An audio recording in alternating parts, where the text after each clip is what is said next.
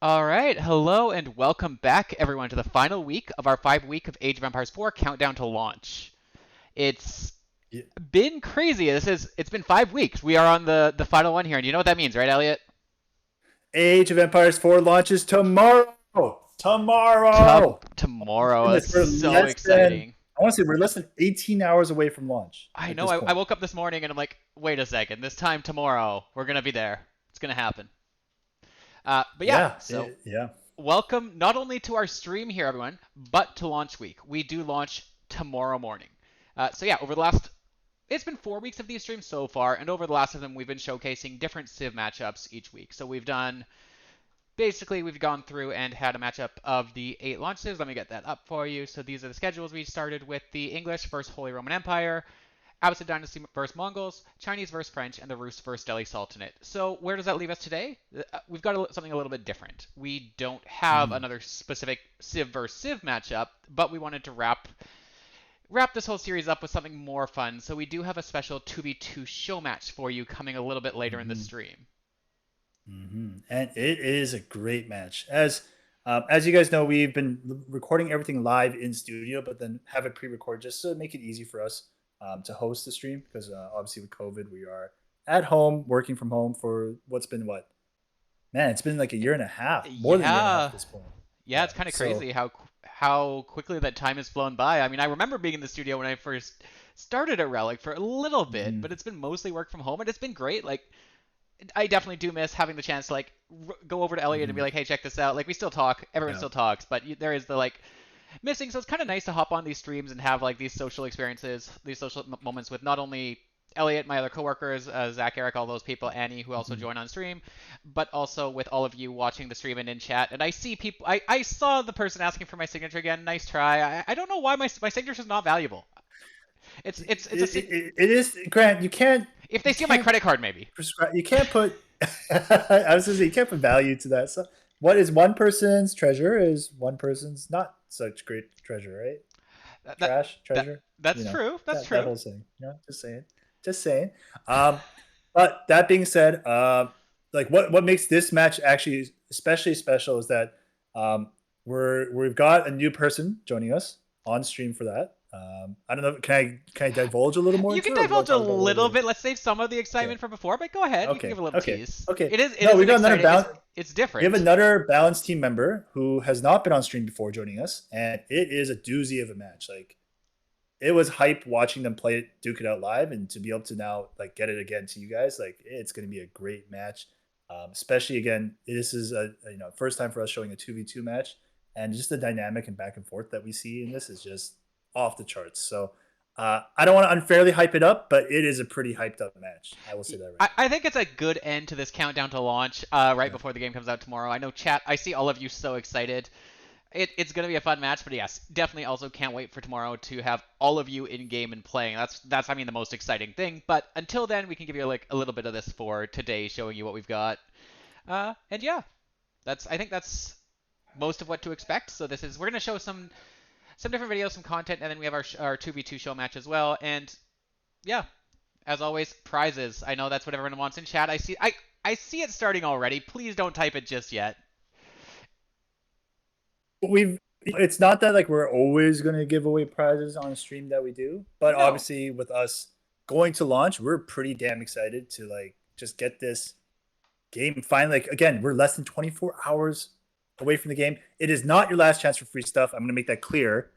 We will do more prizes and giveaways down the road, but again, I have to stress it's just reasons to celebrate, and that's why we're so excited Exactly. to give away so much stuff. So, um, Yeah, so we but want we want to we want to celebrate by giving some stuff out as we count down to launch, get everyone excited. We won't like in the future. We do hope to continue our age streams moving forward. We probably won't give away crazy stuff all the time, but we will from time to time. I am sure have something. But to those watching today, this is a great chance to win some more prizes. I see people love free stuff. People in chat typing the code. It not just yet, but you know what? I I think we can do the first one, Elliot. What do you think? first one already. I think so. We got a few prizes to give away today. Also, as a I can reminder, win it too, right? That's the key thing I always ask, right? Elliot, I don't know. Hey, chat, should Elliot be able to win the prize that we're giving out for all of you? Should he be able to win the prize? One of you is going to win. We're not okay. I'm gonna make this clear. We're also not giving away a developer hoodie. Like it's just, guys, it's not gonna Oh, happen. Elliot, you got a lot of There's a lot supporters of in chat. cool. Ellie can win. Wow, I'm seeing that. Yeah, only if he Wow. gives us the prizes that he wins. So I mean, yeah, I think that's a given. Ellie can win. Yes, I love all the support. Yes, maybe. No, okay, no. Jokes aside, You know again, what? this all stems from the fact that like the first few times we gave away stuff on Mixer, rest in peace. Um, we did a Fraffle giveaway, and I was for fun I just typed it in because it was like, whoa, like what's what like me one in like however many people viewing gonna win, and then long and behold I won. So it's not gonna happen. You know what, If, Elliot? if Grant beats Elliot in game, Elliot gets nothing. Oh, is that how we're gonna lay it down? Oh, is it? I mean, You know, I was going to be generous, Elliot, and just for fun, I was going to say you could enter it in chat. If you win, we can just redraw. But if the odds come out that you win, that'd be something else. I mean, yeah, I guess, yeah. I mean, So, on I'll that throw note, my name in there and see what let's see what happens. we've got first. So Yeah, what are we giving away then? this week we're giving away an Age of Empires 4 Castle Canvas print. So this is some of the Age key Ooh. art here, and it just looks absolutely beautiful. As a reminder, make sure your direct messages are open on Twitch, and now is the best time, as you see in chat, to get that Age forward in there. So it's !Age, the number 4, WARD, and just get that in Twitch chat. You just need it once, so just type it in once, and you'll be good, and we'll have give it a few minutes, a minute or two, and then we'll see a nice winner. But this would be a absolutely a beautiful thing to have up on the wall. If I win here, I will stop. I'm just gonna ban myself from typing in chat. Oh wow! You know, if you win this, I will Not just that laugh because like the odds are just the so odds. against you. Is it signed by you, Grant? I mean, I guess we could get it signed by Grant. If you're that like if you adamantly want that Just badly, the entire height of the poster in a giant Sharpie. Grant. That's what you'll get. All right, we'll give this just a few seconds here. So again, so type !Age, the number 4, WARD, Age forward in chat, and you'll have a chance to win this. Also, if you don't win this, I mean, your odds are still actually pretty good, but on the odd chance Elliot that wins this and you don't, you can buy this as well on the Xbox Gear Shop. So yeah, you'll be able to yeah, go and over. like that being said, like yeah, as Grant said, anything we're giving away is something that you can get yourself. It's not like we like at least at this moment. I know there's stuff in the works, but I'm not gonna say much more else. But that'll be that's post launch Elliot and Grant to worry about. Yeah. we're gonna have some We got stuff. to get through launch But first, everyone. It's coming up. We're almost yeah, there. So let's do that yeah, first. But yeah, let's give some stuff yeah. away today anyways. Yes, let's do that. So All I right. mean, I think it's been enough time now. Oh yeah, I I, think we I should. see we've got a lot of eligible people. Let's just roll this and see who our winner is. Better not be you, Elliot. All right. And again, direct message is open for everyone. If you win, a member of our team will reach out to you very shortly so we can get your contact information, get your shipping, get everything sorted out. But let's hit this button. Here we go. Albert Vives.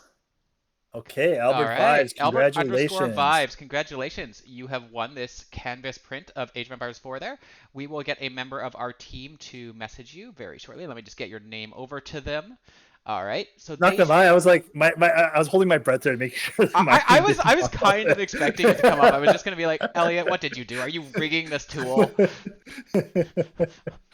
Just like somehow you've like reached out to the people at Nightbot drawing this, and you're like, yeah, let me win. No, Elliot, Yeah, not just today. let's put a number next to me saying win. So. But yeah, so as we mentioned, our Civ matchups, the actual 1v1 of the 8 launch Civs, those are done. So we don't actually have. So what we had done before was each week at the start of the week we would put the 2 Civs as a blog post for you to go and vote which one you'd like to see more, or what one you would like to play in the game, and then we would kind of show off their gameplay footage, like a little trailer of that. We don't have that because we've actually covered all of the 8 Civs already in the previous 4 weeks. But we do have a few other interesting bits of content to share with all of you. Um, so I think we'll just let these. We'll hop into the first one, let it play. We'll come back a little bit, and we'll just hop between some of Mm-hmm. these just to let you take a look at them. You might have seen some of this already. Let me make sure I've got the right one here. Mm-hmm. This one Oh, here. but we're not. Wait, are we? Not We're not yet. giving Go those for it, away Elliot. now. Go for it. Yeah. No. All right. All right. I'm just gonna hop in. We'll be back in Yep. just a minute and a bit here, everyone. Enjoy. The Mongols are here.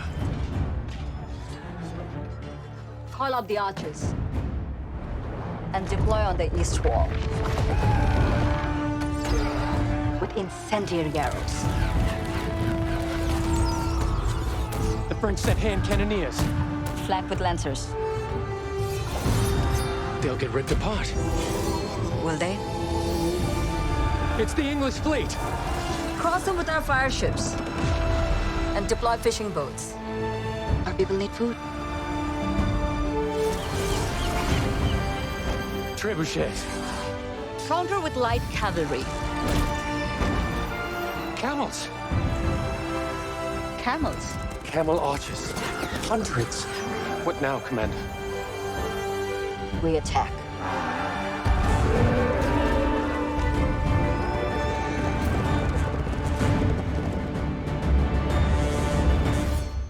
Play it day one with Game Pass for PC. All right, so I'm sure all of you have seen that already, but that was our launch trailer there. And I don't know about all of you, but to me, that was just so epic. And I've watched it so many times. I remember the first time I saw that actually. This was a little while ago, but the first time I saw it, and I'm like, I can't wait for this to get out there. It's such a cool video. It's like, it has such an epic, like, grandiose kind of scale of the battle to all of this stuff going on. Also, it's got, like, I see in chat there, Jeremy, yes, the camels? Camels. So much good stuff in that. Hey, and you know what? It's my favorite Civ to play. So, just saying. Maybe not biased. I totally didn't tell them to pick that Civ as the. Totally didn't, right? No, it wasn't. It really wasn't you guys. But obviously, I was super hyped up when I saw that they had picked Adelia as the center of that trailer. Yeah, and just like again, just the whole Trebuchet. No, yeah, I can't even deliver it. Trebuchet, yeah. I think is the way he did Trebuchet. it. Trebuchet. The whole thing was so good. It's got just such a feel, like, and it's so exciting. And it just, when I saw that, I'm like, hang on a second. We're basically at launch. The game is here. All right, so we have actually another video as well. This one's also a little bit short. I guess we can tell them before we hop into this, Elliot, what it is. Might as well. What they're jumping into here. It's not. It's not anything that we. Wait, which one? Wait, which one is this? Oh, is this this. Okay, I can tell them then, I guess, because Elliot, I don't know. This is, you've seen this too. It's a super cut kind of trailer for Oh, this history. one. Oh, yeah. Of course, yeah. I mean, we've been talking about it. Like, as you guys know, in our game for Age of Empires 4, there are these mini documentary series called Hands on History. We put together just a quick super cut trailer just to get people excited for it and get people just aware that we've got this kick-ass campaign in our game and a lot of cool bite sizes of history, honestly. So yeah, Grant, let's show them what it is. All right, let's roll with it.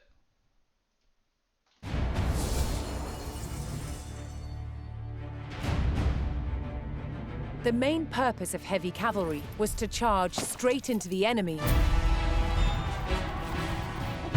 This is a typical sword of around 1400. Look at the size of this thing. It's a beast.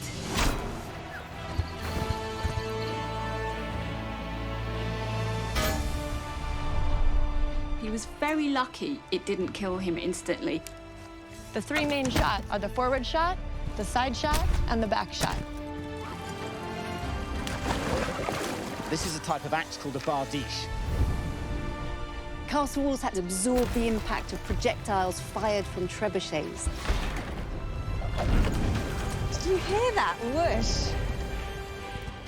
Remounting like this allows us to travel several relays each day.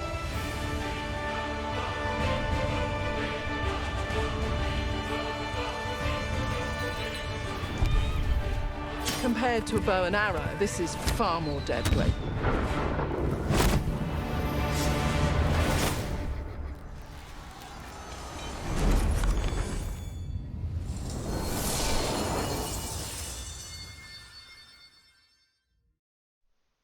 All right, so that video is also like, so when you actually get your hands on the game, as you play through, you will kind of like unlock these little, they're not super long, but they are super exciting, and like they give you like glances at kind of, again, hands-on history. So they show you more of an in-depth look at some of the various aspects of kind of all different parts of battle, of all this conquest throughout history. And as you saw in that, there's all sorts of them, like horseback, how they switch off the horses there to go longer distances. Trebuchets is probably one of the big ones. I know everyone loves all the trebuchets, but there's so much content in those, and they're really, really fun to watch. And they all feel like almost like mini micro documentaries, kind of in a sense as well.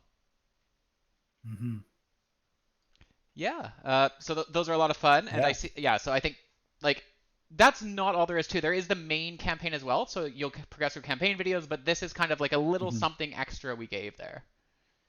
Yeah, and these are unlocked by playing through the campaign, so you gotta jump in and play, and and you find out, again, I say bite size, but they're really like minutes long, like each video, so they're a hefty amount of bite of history, to be frank, right? So it's honestly well worth it. And again, yeah, and like I said, yeah, we're actually under 18 hours away from launch. Yeah. Someone just in chat said 20 hours, but we're actually under 18 hours away.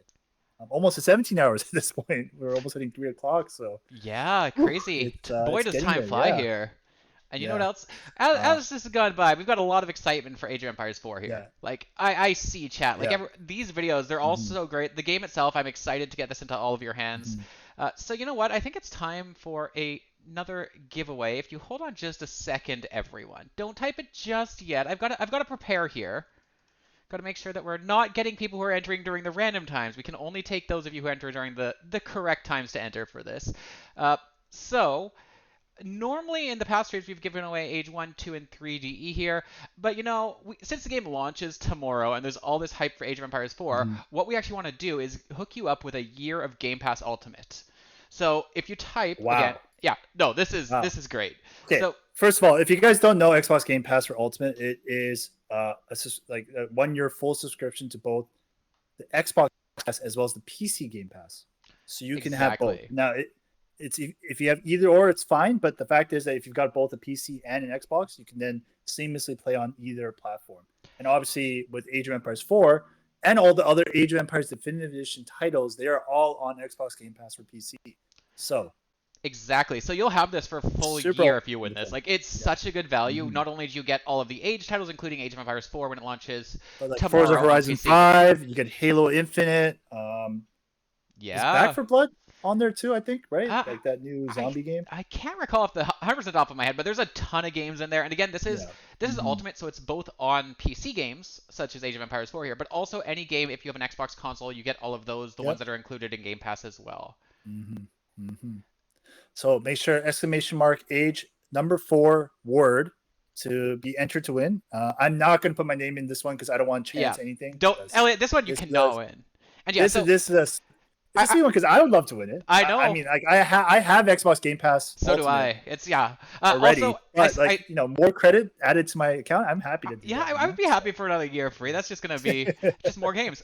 Also, I have a mention from some of the people on the back end here telling us that, as a reminder, Game Pass Ultimate also includes Xbox Live Gold and EA Play. So there's over 100 games actually on PC alone, and then you also have all of the Xbox Game Pass library as well. So this is a crazy value, and this is just an amazing prize. And it means if you get this, you'll be ready to play tomorrow at launch. because preload is ready as of now across Xbox Game Pass for PC, Microsoft Store, and Steam.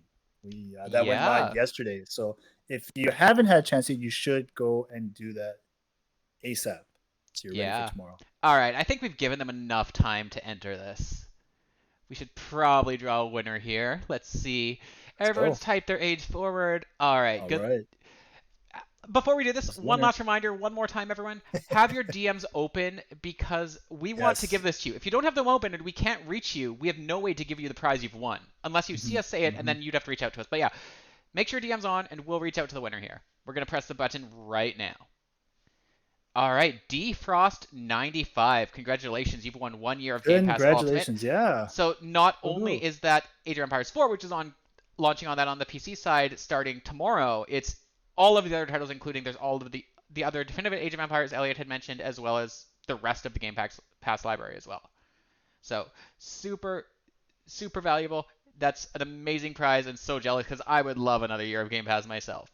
I think I've still got like half a year on mine, but I'm going to have to top it up soon. Yep. I have it for next 2 years. I'm locked in. Oh, nice. Look at you. Yeah. All right, I think we've got one more video. This one. Yep. This one's a little bit longer, and we're gonna let it play for the whole thing. But Elliot, do you wanna give a little run in for this, and I'll just get us started? So again, this is not the 2v2 match that is coming later in the stream. But if you have not been aware on social media or was on YouTube this morning, Xbox UK did something super cool with I would say, as someone who used to play football, but this guy's a big dude. You may know him as the Mountain. I don't know how to pronounce his name correctly, so I won't even give it a try. But him, Charlie, and I think it's Mel, was on location doing something really cool. And if you haven't seen it, Grant, I think it's time for us to show. So we will be right back. Just how powerful and strong a Trebuchet really is. For sure. So we're going to let this play. We will be right back on the other side. So enjoy, everyone, and we will be right back.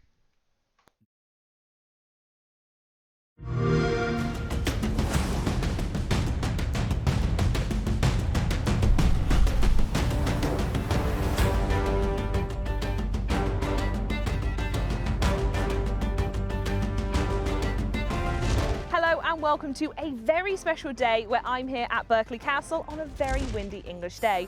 I'm Charlie from the Xbox UK team, and today we are celebrating the upcoming launch of Age of Empires 4, available day one on Xbox Game Pass for PC, Steam and Microsoft Store. This is probably the most literal launch event possible, and here is why.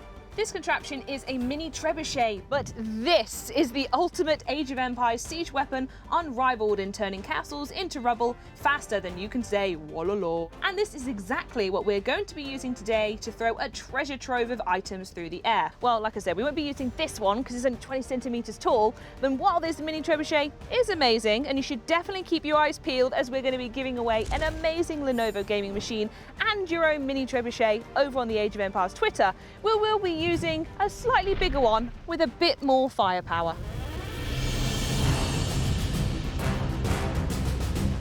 This beast is over 21 feet tall, with the arm alone weighing a whopping 220 pounds. Not to mention that it has the potential to launch items around 230 feet. As you can see behind me, we have distance markers set in place to record just how far we managed to launch each item. Now, you've all been voting on the official Xbox Game Pass for PC and Age of Empires Twitter accounts, and I'm sure all the items you've chosen to launch won't be disappointing. Now, we'll be going over just what we'll be slinging in a moment, as well as meeting a few very special guests. But first, here's a closer look at the history of trebuchets and their significance in Age of Empires. Hi there, my name's Noble Smith, and I'm the franchise narrative director at World's Edge. The word trebuchet comes from the Old French, and it means to fall or overturn. These counterweight siege engines were used to smash down walls or hurl nasty things like burning wads of pitch or diseased carcasses over bastions to motivate people to yield. The Trebs in Age of Empires 4 are pretty awesome, and you're going to have a lot of fun with these diabolical machines. Some civilizations, like the English, have siege engine upgrades, like the one called Shattering Projectiles, and it increases their area of effect damage upon impact. And then there's the great Hui Hui Pow, the biggest, most powerful trebuchet in history. You'll get to use this in the final mission of the Mongol Empire campaign. You build the mighty Hui Hui Pow, and it dwarfs all of the other siege engines in Age of Empires 4 in both scale, power, and flinging distance. And it's an essential tool in beating this final dramatic mission. So, when you play Age of Empires 4, turtles beware of the trebuchet. But this isn't the only beast on the castle grounds today, as I am joined by Icelandic professional strongman Hafthor Bjornsson. Hello, how are you? You may recognize him as the Mountain from Game of Thrones. Are you good? I'm very good, thank you so much. It's, yeah, I'm good. It's a bit windy today. How are isn't you? it? I'm great, but I've heard that you used to play for the Icelandic national professional basketball team. Is that true? Yes, I used to play as a young boy myself, basketball. Enjoyed it a lot, and yes, but now I'm a big guy. You're a big guy, but are you big enough? Do you think you can outthrow a trebuchet? I actually, you know what? I'm gonna give it my best. Yeah? Okay, Yeah. let's get the basketball in. Here we go. Let's try it.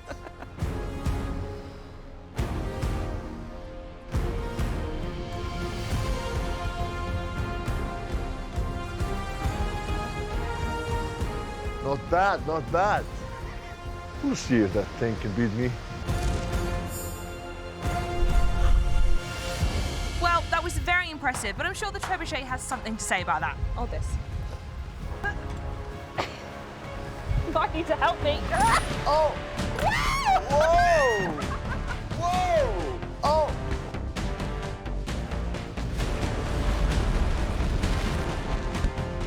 I think that went a little bit further than yours. How do you feel about that? I don't like losing. I'm amazed by that machine. I'm impressed. That went far. It went really far, wasn't it? Well, now we've seen the machine in motion, I think it's time maybe we learn how the machine was made from the guy who made it. Shall we introduce Todd? Absolutely. Hello, Todd. Hi, it's Todd at Todd's Workshop and Todd Cutler here, and today I am building a medieval weapon. And it's going to take me a little while because I am building a trebuchet. The A-frames are up. The next thing we're going to make is the arm, the bit that actually throws the rocks and the objects. So this massive chunk of timber here is part of it, because it's got to get thickened and it's got to get lengthened. The counterweight bucket is finished, all rusted up to make it look old. On the end of the trebuchet arm is the release system for the sling. That's where you make the rock go where you want it to go. But I have to make it adjustable, because I don't know how this thing's going to work. And that's it, the arm is in. The winch system with its ratchet has been installed here. Basically, crank it around, and there's a tooth here that stops it rotating back, and it's just picking up the weight on the arm now. So it's a slow process, because if it's slow, it's powerful. Building the Age of Empires 4 trebuchet is just the coolest thing I have ever done, and I am just about to shoot it for the first time. It'll be fine, I'm sure. But if you really want to see what it does, keep on watching. So I am now joined by Todd himself. What an amazing end result we have here. Are you pleased with it? I love it. Absolutely love it. I mean, it's just been a brilliant thing to make. Really And remind us again, how long did it take to get this up and running? It took two of us about 3 weeks. That's really impressive. Are you excited to throw some stuff out of it today? Totally, yeah. Totally. Yeah. It's just brilliant. But it wouldn't be an Age of Empires 4 launch event without a little bit of Age of Empires 4. So joining me right now is Mango Mel, who's going to be giving us a few top trebuchet gameplay tips later on in the show. But Mel, what's it like to be here today with an actual real live trebuchet? It's pretty incredible, isn't it? Yeah. Do you think it's bigger than you thought, or is it about size? I'm going to say bigger. Yeah, right, fair enough, I'll give you that. And now I think it's time for me and Thor to try and launch a few things out of this trebuchet.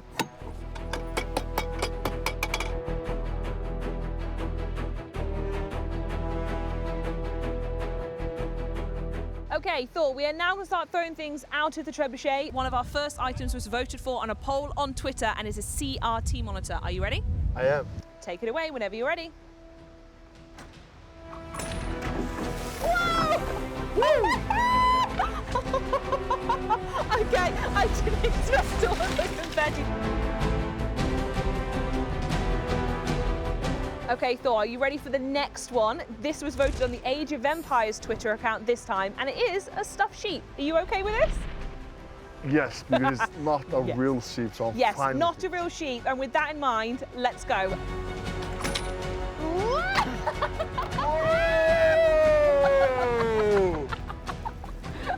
So That was quite as amazing. far as the TV, but that still looked pretty good, right? Yeah, it was pretty good, huh? I want to say that one might actually be my favourite so far.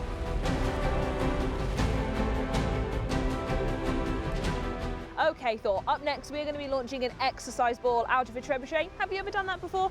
Never have. Nope. Should we do it now? Let's do it. Whoa! Oh my goodness me! All right. And it's going to roll. Oh, that's a good one. That was good. That was a good one. That could be your best one yet.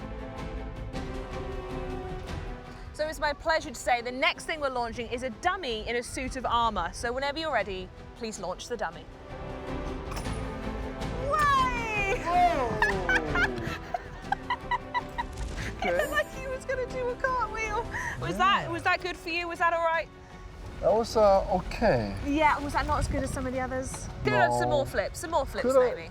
I've loved doing this day. Thank you so much for joining us, Thor. And also, thank you to Todd who built the trebuchet in the first place. Will you come back and do it again sometime? Absolutely. I had a blast. Perfect, I'm gonna hold him to that. But if you want to be even better in Age of Empires, we're gonna go check in with Mango Mel now, who has got some top trebuchet tips just for you on Age of Empires 4. Hi, my name's Mango Mel, and I am here to give you some trebuchet tips for Age of Empires 4. And for all this lovely gameplay, I'll be playing on a Lenovo gaming machine and using Windows 11. My first tip for trebuchets in Age of Empires 4 would be to ensure that you have the correct amount of villagers on each resource in the game. So trebuchets are very heavy on wood and very heavy on gold. So as you can see here, I've got 11 villagers on wood and 11 villagers on gold, which will set me up nicely for treb production in the later game. So my second tip for using trebuchets would be to never send them forward alone. Whilst they're formidable at a long distance for buildings, they are very vulnerable to sniping from enemy forces, so make sure you look after them at all times. For my third tip for Age of Empires 4 trebuchets, we're going to take a quick look into the tech tree. This is a technology called greased axles, which increases the movement speed of siege engines by 20%. Trebuchets are really slow, so this is a really useful tech to get across the map quick to your enemy to wipe out their buildings even faster. So my fourth tip would be to take a look at the Civ-specific bonuses available in the game. So here I am in the tech tree for the English civilization, where we can see we have the unique tech called shattering projectiles. This affects trebuchets by making them shatter on impact, increasing their area of effect. My final tip, if you are able to, try and attack with more than one trebuchet at once. This will take your enemy's town out twice as fast. I hope you found my trebuchet tips useful, and I'll see you soon in Age of Empires 4. All right, Mel, it's the end of the day, and I think we've still got a few more bits to throw. Starting off with a wooden keg. Let's go. Ah! Oh, let's go. That looks so good. I think that one might have won. I think that was Let's do another one. This time it's a cuddly toy, so take it away. Yes! Oh, wow! You're right, love. That's very exciting, huh? Mel, thank you so much for those incredibly helpful tips. I cannot wait to play Age of Empires 4 when it launches, but that is everything we have time for today. I would also like to thank Thor, Mel, naturally, and Todd for building the trebuchet and making this little girl's dreams come true. Don't forget that Age of Empires 4 comes to Xbox Game Pass for PC, Steam and Microsoft Store on October 28th. And head over to the Age of Empires Twitter account if you want to get your hands on a Lenovo gaming machine and perhaps a minute trebuchet. Anyway, want to throw some more things for the road? Absolutely. Let's do it.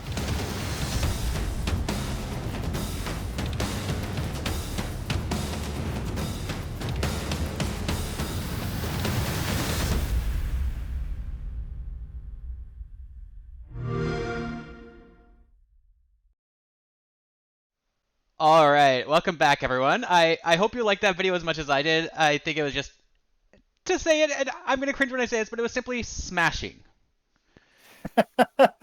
you definitely launched. You launched right into that one, Grant. You know it. Poor yeah. sheep though. Poor sheep. Yeah, and also rest in peace, Teddy. But as mentioned, that was done by the Xbox UK team, and there is actually a cool little giveaway. I'm gonna post it into chat here. But we are giving away a mini version of the Trebuchet, as you saw there, as well as a Lenovo gaming PC. So if you want to enter, check out the tweet there. The rules and how to get in to enter are all there. So yeah, Grant, I want that mini Trebuchet on my desk. Yeah, me nice too. right here. So I know. I 100% want that. You got we got to figure out how we can get a copy of that for ourselves. I know, right? Actually, you know what I want more than that. And I see people in chat being like, "Can I type Edge forward to get the Trebuchet?" No, unfortunately you can't. But you can go to the link Elliot posted to try to win a mini one. Yeah. But what are they doing with that Trebuchet when it's done? Can we steal that for the roof of the office? Put in the roof of the office, and we could intimidate the rival gaming studios here in Vancouver. To be fair, we love all the gaming studios here, but I love it's gonna be a good look here. I don't know if that's gonna be a good look necessarily. You know, like, just a Trebuchet on the roof. It doesn't help. There's a police station like a block away. They'd probably be like, yeah, you got to take that down. Yeah.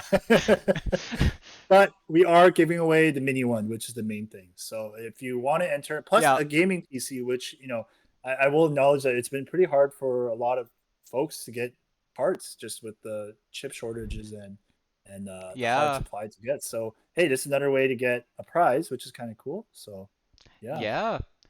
All right. So yeah, that was so much fun watching. Just Trebuchets seem like so much fun. I'd love to have like either a giant open field or a backyard to be part of that. That would have been so fun to just launch something. But I think they launched a lot of awesome stuff. To those in chat, I know you were saying like what they should have done. You can let us know what you think they should have launched as well. But I think that brings us up to another time for another giveaway here.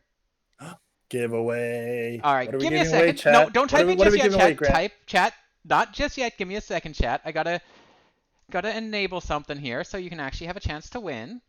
And now you have a chance to win. We are giving away another year of Game Pass Ultimate. So this is your second chance of the stream to win a year of Game Pass Ultimate. This means you get Game Pass on PC, but as well as Xbox. Age of Empires 4 comes tomorrow to the PC side of that. There's also the existing Age of Empires Definitive Edition titles 1, 2, and 3 on there, as well as a ton of other games, both on PC, and then you also have all of the Xbox side of the Xbox Game Pass there. So yeah, as mentioned, you will get access to Age of Empires 4 day one. So if you actually have Game Pass, you can actually go and preload Age of Empires 4 right now. That's also available on the Microsoft Store and Steam for preload. So you can do so today. Again, we are now less than 17 hours away from launch. Wow. It's happening. And you guys are awesome for giving away this much. Yeah, like we want people to play. And Grant mentioned it's not just Age of Empires, and we're talking the entire collection of Age of Empires Definitive Edition, but you also get all the Forza, Halos, Gears of War, all the indie titles and stuff that are on Game Pass. It's such a good value, and it's just so much fun. And like I said, with Ultimate, that gives you access to Game Pass for both PC and for Xbox, as well as Xbox Live Gold and EA Play. So there's a lot out there. Definitely a good prize, and I think people in chat get in there, get your !Age the number 4 WARD Age forward in chat on Twitch here. We will give it just a few seconds longer before we draw our winner. See, just a few age forwards, just a few entries. Age number 4 word if you want to enter. Yeah, and again, and this yes, gets you. It is, and you're right. If you don't win this, Game Pass for PC is $1 right now for promotion, so you can go check it out. Yeah. Yeah. All right, I think we've given. I would rather win the Ultimate Pass. Yeah. That's the Ultimate Pass. A year is just like that's your gaming for the next year. Like as mentioned, I already have like 2+ years of credit banked up right now. Elliot, so you're just gonna add it to the pile of Game Pass.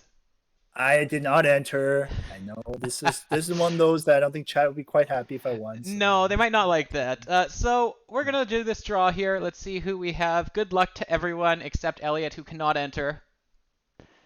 All right, here we go. All right, KKR Can 83. Congratulations, you have won a year of Game Pass Ultimate. We're gonna have a member of our team reach out to you very shortly. Congratulations. Just got your name over to them. KKR Can 83, congratulations. Again, a year of Game Pass Ultimate, which is just, not only do you get Age 4 on launch day with that. You can play it right through Game Pass Ultimate there on PC. But you have all the other Age titles, as well as you have the entire library both on PC and Xbox, because this is the Game Pass Ultimate there. And just a reminder again, we are giving away the Trebuchet and a gaming PC from Lenovo. You can check out the Twitter link that I just posted. Check out the details there. Now, as much as we love giving stuff away, Grant, I think we've got a show to get to, right? Like we do. We should probably actually let people watch the special show match we have that they want to watch, right? Yeah. So as mentioned, week by week, 5 weeks ago we started a 1v1 matchup. Obviously went through all the civs as of last week, so we put together something special with a 2v2 show match between the Mongols, Rus versus the English and French. This is done and played by our balance team, as well as a couple designers on our side. Again, it's a little different than before because it's a live 2v2 match that we recorded, so there's no commentary, but you're going to instead hear the back and forth gameplay communication between Eric and Colin, two members of the Relic Balance design team, as they work together to face against Ross and Tristan. Ross, from Relic, and Tristan from Forgotten Empire, as they face off against each other. We'll be showing off their direct gameplay, cutting between the 2 point of views. So we got a little camera section for them that you're going to see their reactions. Oh yeah, you get to watch their faces. It's a little different. Yeah, it's a little. This is definitely a little different than before. So. Oh yeah. Definitely, yeah, something to watch. So yeah, Grant, if you're okay with it, let's get started. Let's just get this show match on the road. Stick around after the match for a roundtable discussion with a couple of the balance designers, as well as we'll be answering some questions. And if you've been paying attention to the stream, we tend to give away stuff even at that point. So stick around. We'll catch you on the other side. All right. Enjoy, everyone. Were they ready? I mean, if not, it's advantage us. They both had ready clicked. They said they were ready. It'll load too and stuff, I'm sure. Dude, those fire lancers were so good that last game. My goodness. All right. I think spears stop their charge, right? But if you don't have spears, it's kind of it's kind of crazy how good they are. Alright, I got my really interesting position here for my town center. It's between two forests.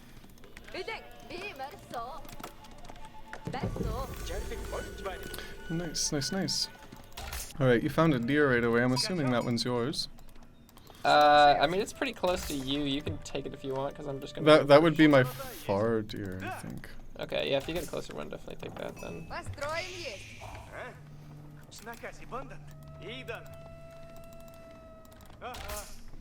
Oops.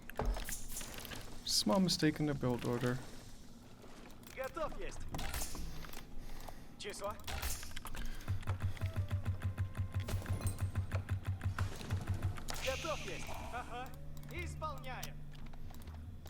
And I'm just gonna get a fast scout out here and see if I can find a good spot that I could do some early harass damage.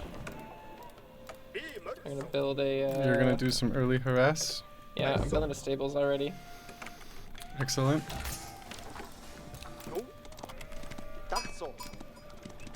Try to pick up a couple of sheep on the way.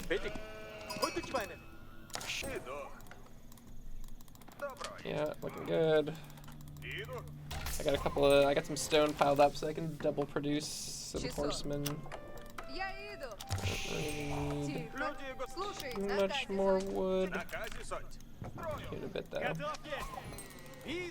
Okay, found their gold. Their gold looks pretty far away from the town center, so I think I should be able to hit that. Should be able to harass that early, no problem. Probably just gonna drop off my sheep now.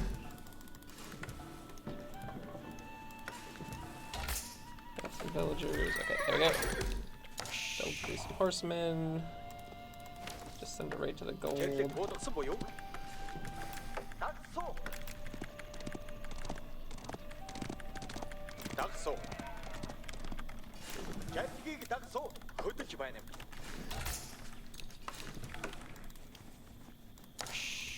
Extra sheep. Taking back to the town center. They're trying to scout me. They're trying to see. He's trying to scout, but I got the stables in the back, so they're not going to see this coming. Ooh, very nice. I like to hear that. Yeah, actually goes the double scout here.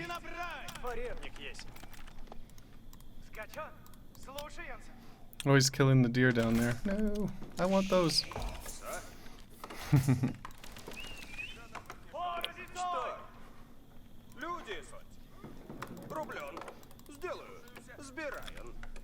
Alright, come on the villagers. That's nice and fast. I'm not trying to overcommit that. I mainly just want to get this building burnt down. Ooh, there's some early man-at-arms coming my way. Can you deal with it? Is it just one player? I can deal with it, yeah. Okay, nice. I got double scout here to go with my double horseman. Just get a bunch of torches. And the extra raid bounty should give me the food I need. Gonna put you guys on wood here.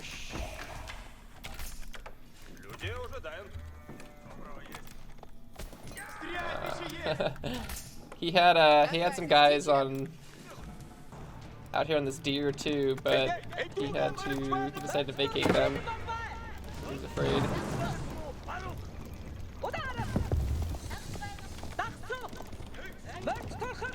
So I'm gonna go and try and burn that down too. Sounds good. They pressured me a little bit, so it got delayed. My age up is delayed, but that's okay. Okay, okay. It's not delayed by much. And I'm throwing down an early pasture here for my food. No, that's not a very desirable spot for me, but I'll take it. Alright, he's throwing down a school of cav. Wow, he's power building it with like so many workers in it. Okay. It's usually a tell. 2 more man-at-arms out this way. I overcommitted with my con. Got killed, but it's fine. Didn't need him anyways.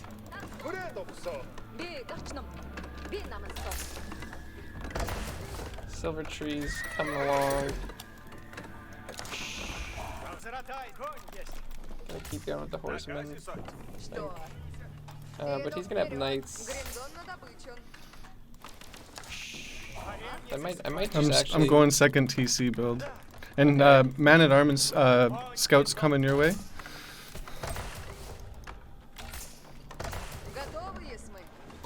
He's trying to rebuild here. There's a man-at-arm and scout coming your way. Your gold miners. Your gold miners. Okay.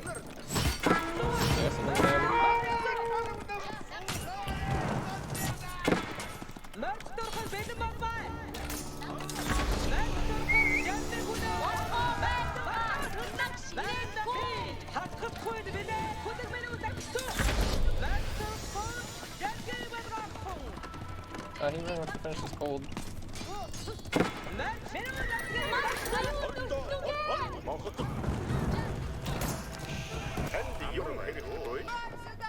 Where's we didn't find any of the markets, did we? Not yet. Okay.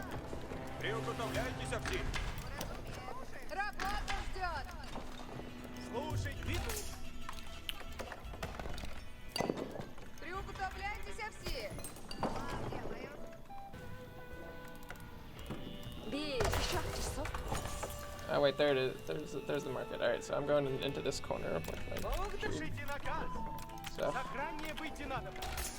Gotten some good raid bounty. I'm getting pressured.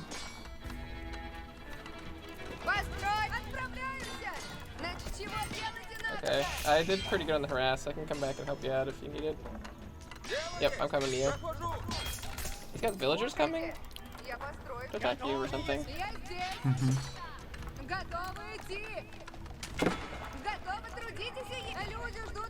Alright, that's just rolling.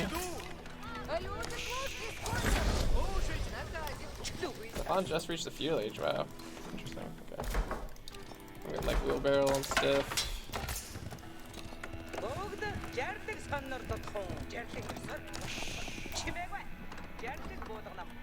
And he's got a tower and a barracks over there? Wow.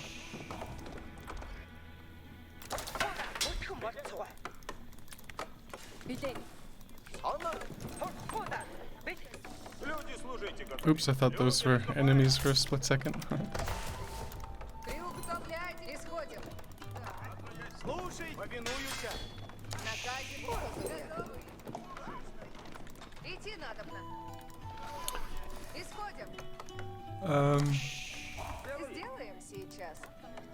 He's not really I don't really have food. you. Oh, can we torch that? There's nothing in it. Yeah. Yeah, we can take it. Come with me. Bring what you have. I only have scouts here, so careful. Yeah, we shouldn't fight this maybe? God, I'm stuck. God, run, no!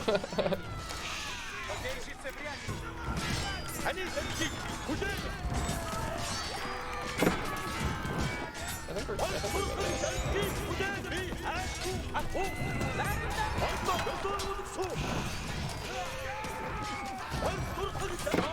We cleaned up the units. And we scared off his villagers too, or the garrisoned. We gotta get out there. Super going well here.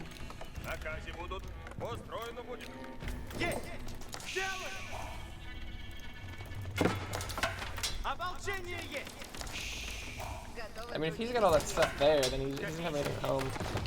Right? That's right.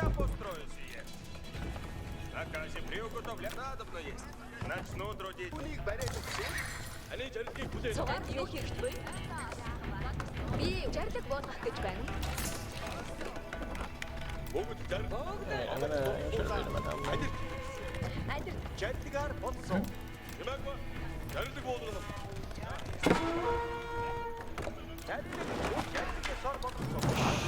Actually, I gotta defend. Take my Ross.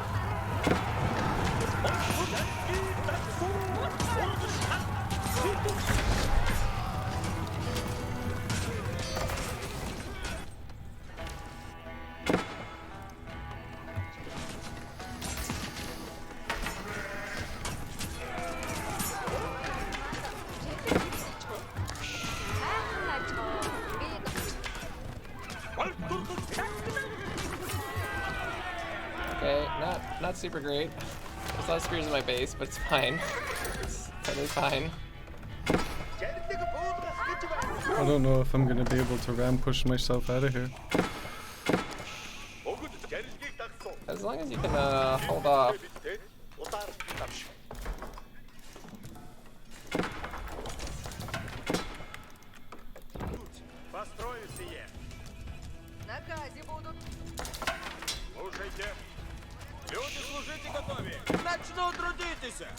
Come on, sheep, rally. Sheep, run away.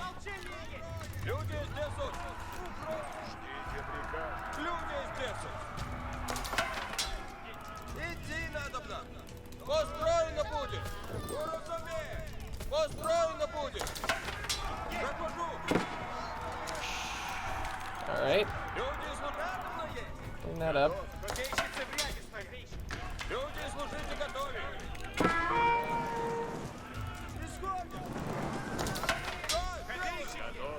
is pretty okay.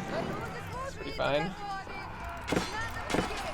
Switching over to grab some Mangadai. Definitely some horses as well.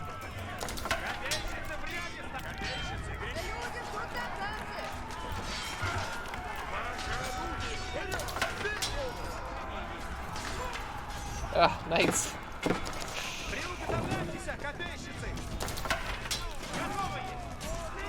Okay, that's fine.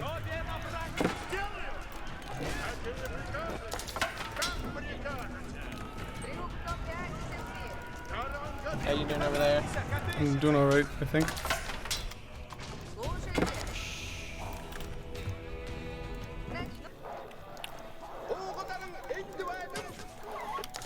Got a wolf problem, but it's fine. Solving it.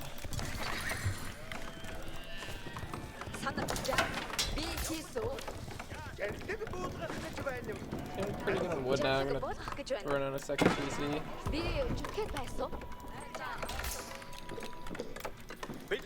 Back to work.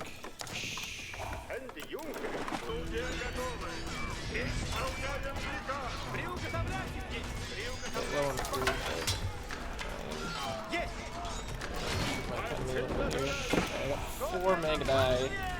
That's enough to start getting some good rating. You're crushing it over there. I'm not doing very well. But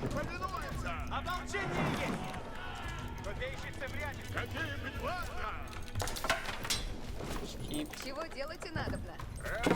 mean, it's like you pushed him out.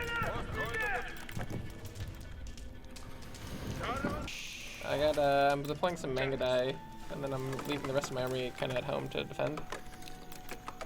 okay. Sorry, I wasn't talking much. I was just focused. Oh yeah, good work. I mean, you pushed him out, right? I ran into blacksmith, I realized.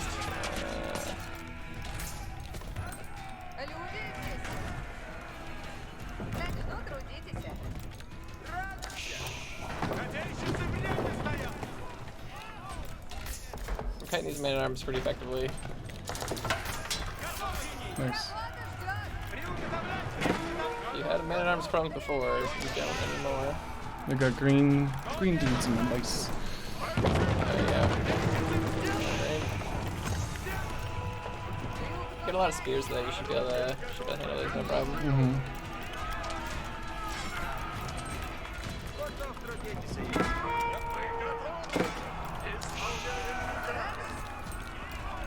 You have a lot of spears too, right? So you should be pretty good for... Alright, there were some green guys over here, but I killed them for you.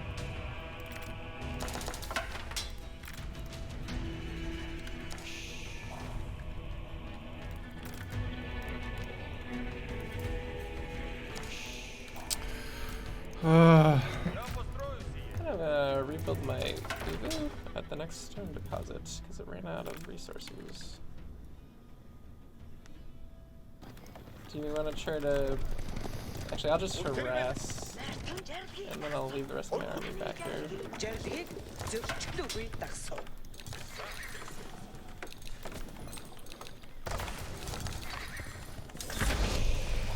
Unreach the castle age. What's his army? Oh no! Run, Mangadai, run!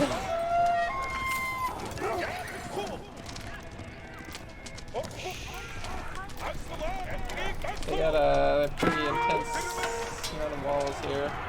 And a keep. It's got a white tower, so we're not really gonna be able to attack over there. Oh yeah, bring those spears in. Bring those spears. Yes, yes, yes. Oh yeah. Oh man. What a play. What a play.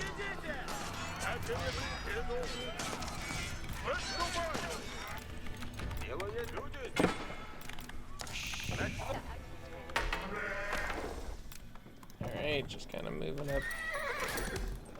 There, just spend my stone. Good. Stables. Just gonna throw another town center just to spend up this wood. Keep producing by Silver Tree.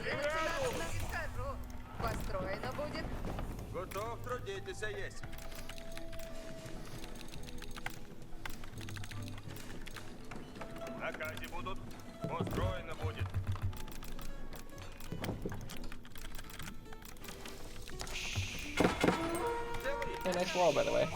Thanks. Real beauty. I made it for you. Lovely. Alright, looks like I need to start saving up for the castle age pretty soon here. Everyone else is on it. Yeah, exactly.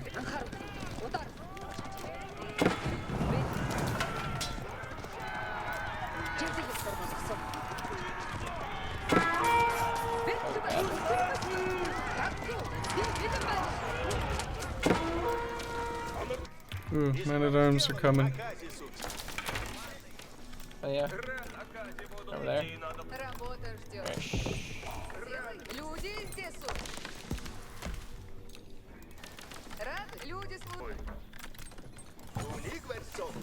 Throwing down some outposts, like with the speed aura going.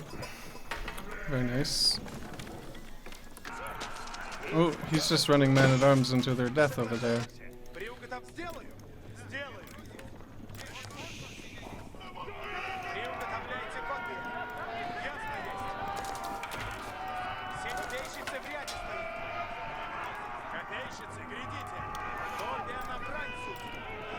Okay, I think we're handling that pretty well, huh?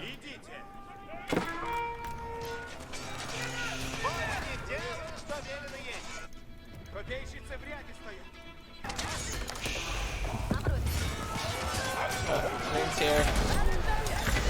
Got a lot of stuff too.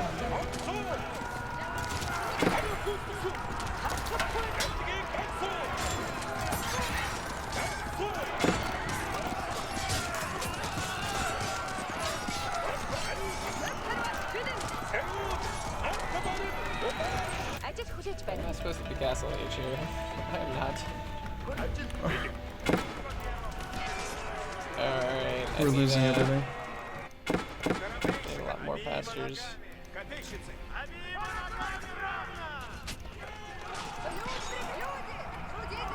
There's a lot of stuff in their base. Yep. I think I'm in trouble here. Alright, I'm not going castle age, I'm just gonna build more stuff then.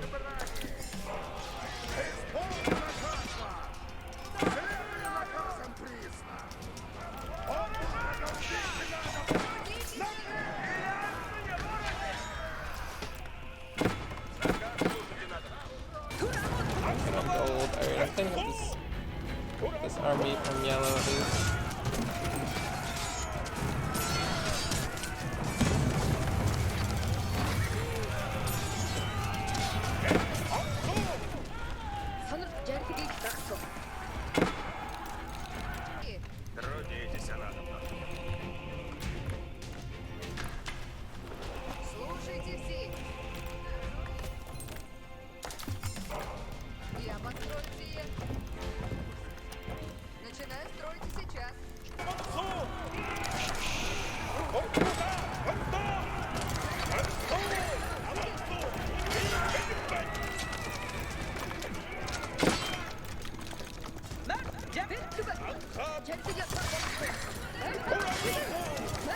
How's your army looking? Not great right now, but I'm hoping to improve that, of course.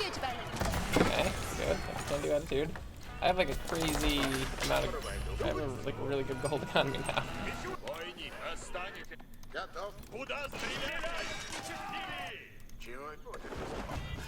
I have 40 guys on food.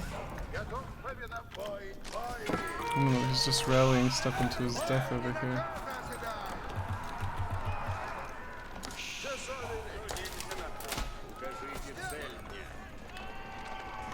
Alright, green's attacking you now.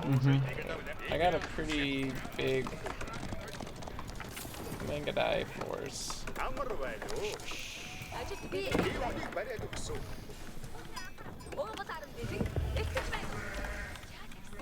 Alright,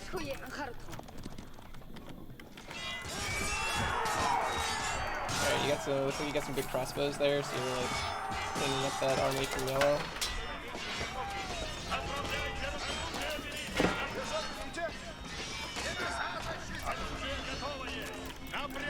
Okay. Picked a bad time to move out.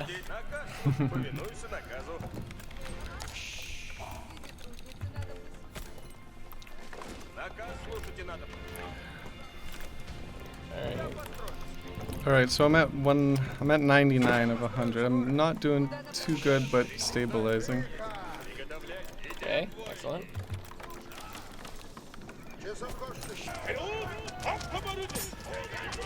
I really need some fast wage.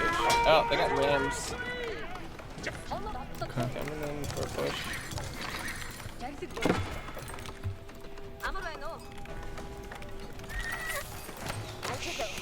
Yeah, rams are coming. To me. Alright. I have a pretty healthy sized army here. I'm still hurting a little bit. Are you close by? Okay. Yep.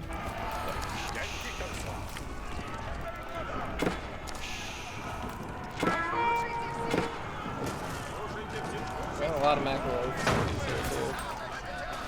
Wow, look at all those rams. Mm-hmm. I got the cat speed arrow from the farm.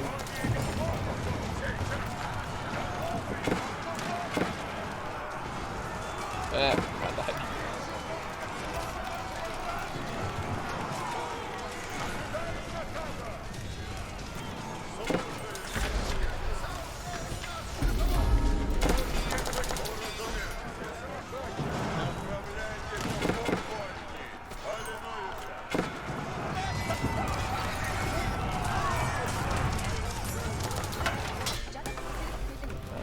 Alright, I'm Castle Age.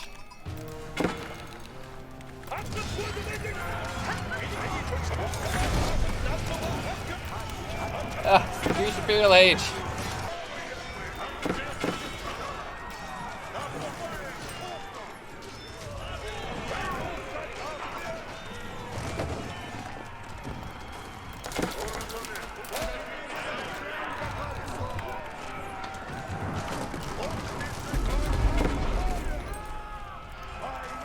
I'm fighting. Just keep holding on. Keep holding on. And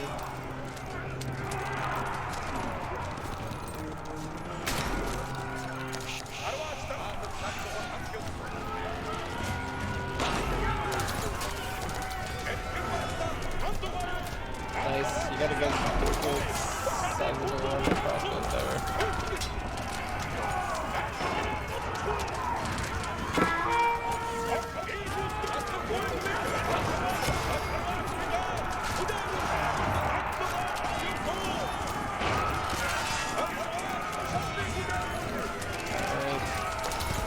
A lot of mega die. I have 20 mega die.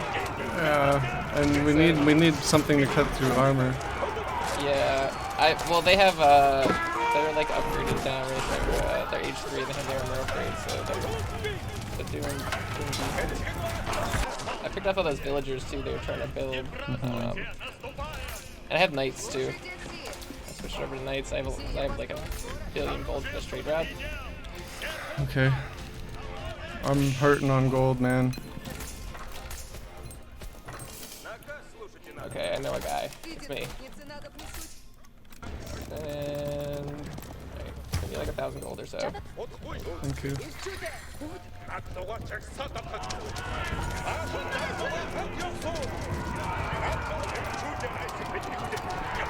They're both over here on the base.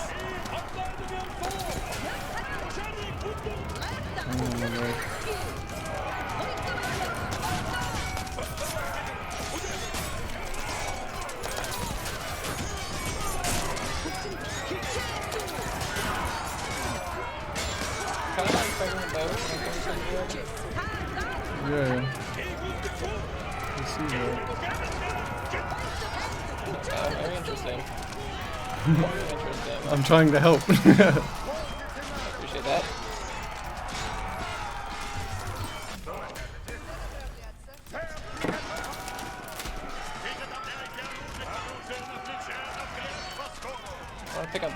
so they don't get the get this power up. Sending the con in too.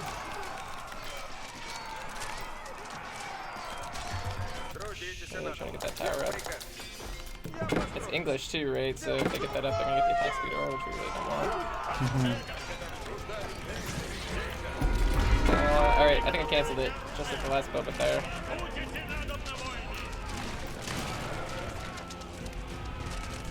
Push forward, push forward! I gotta try to work my way to M.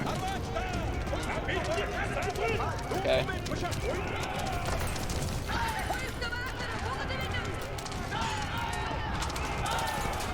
I have so many manga eyes. Oh my god, he left the hole in his base. He cut some trees. I'm Nice. getting in. I'm getting in. Do it! We need anything. Anything to go our way right now.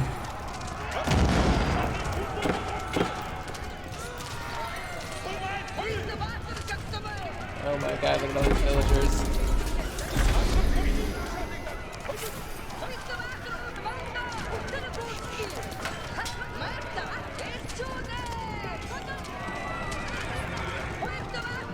Oh, a lot of stuff.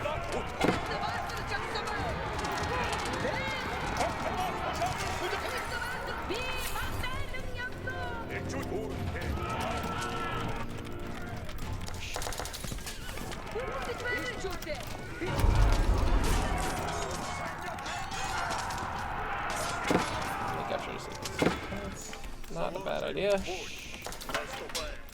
we could do.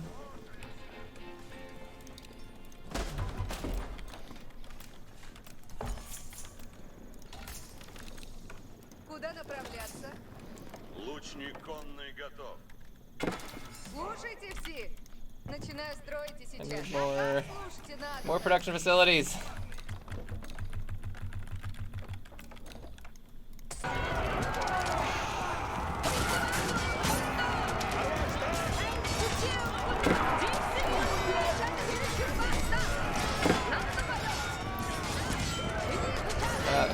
That keeps going up. There's no way to stop it. Got too many villagers building it. Oh no, I just spent... Oh, that was a huge mistake. Oops. I just spent too much at the market by accident. It's probably a good time to attack, huh? We caused a lot of damage to green, though.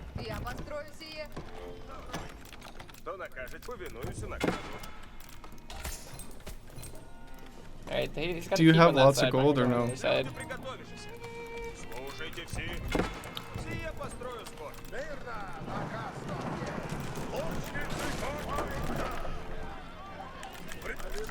I'm hoping to get to the next stage, but...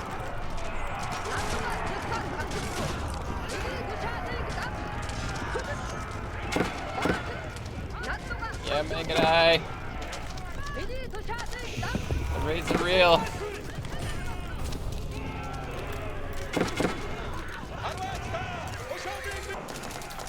I just killed like so many villagers. So bad.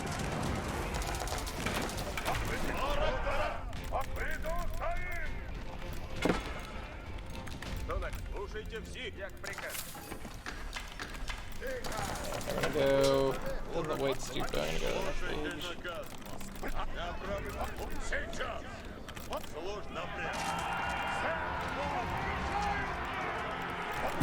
I'm looping around with you in here. Oh yeah, alright, nice. Whether it's a good idea, I do not know. Oh, you're chasing the villagers, they're running to me now. He's trying to build a keep. Dude, this is gonna be a massacre. This is gonna be a massacre.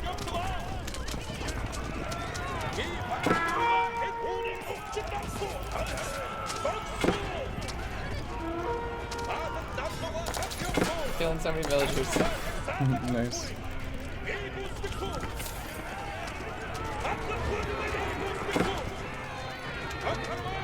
Alright, it's a one-way trip. One-way trip. We're not getting out. That's fine. I wasn't planning on leaving. Alright, I want even more production systems.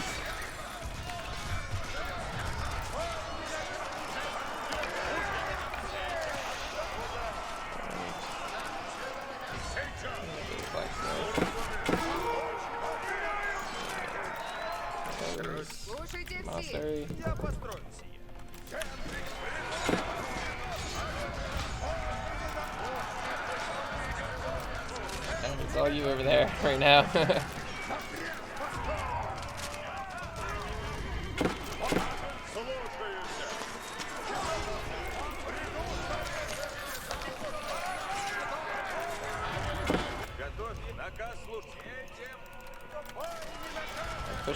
I pushed up with that girl thigh a little too ambitiously. Nice manipulate age. Good job, good job. Thanks, man. I don't... This attack might fizzle out. It's gonna run out.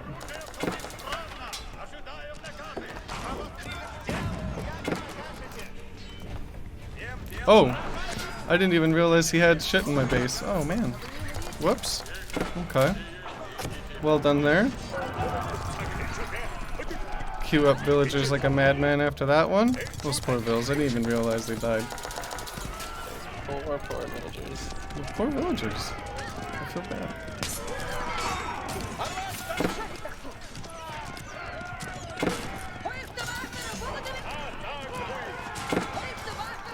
Yeah, I'm trying to kill as many villagers as I can.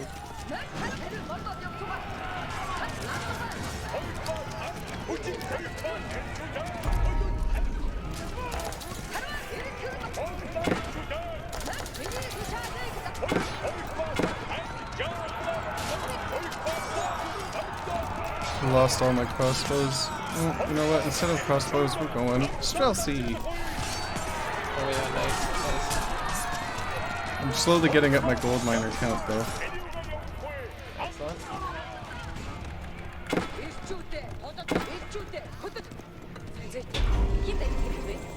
I'm gonna make super jump here too.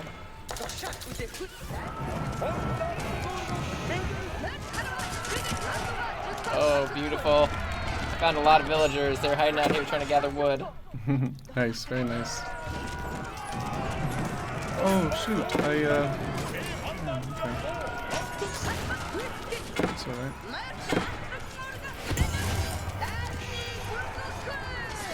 Oh, yellow's coming to help him. Okay. The damage might already be done. There's a lot of stuff here. At most stage 4. Things slow down here. It's okay. My gold is kicking in shortly. Nice. Слушайте, воины, исполнено будет. Приказано слушать. Ой, лошадь надо. Куда стрел приступать? Тихо. Есть ли лошадь? Надо. Ожидать. I'm gonna got these 2 siege workshops here. I'm gonna try to start pushing into these keeps. Okay. I got one of the holy sites in the back. I'm gonna take this one. Take the one next to your base. The one I'm standing next to. Yeah, you know that one. Kinda wanna make sure he doesn't finish these stone walls. Okay.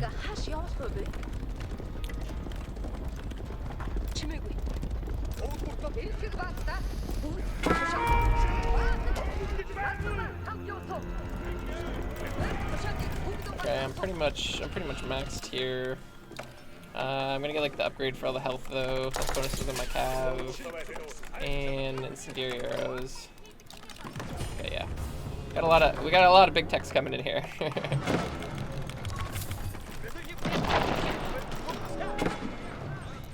Yeah, I'm taking the holy site too.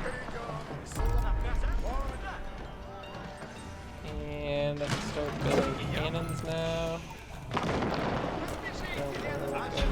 Those.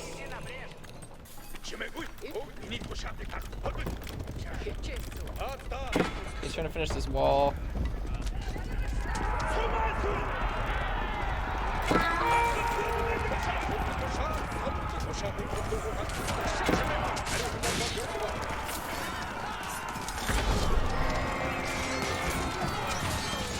Nice, nice, nice.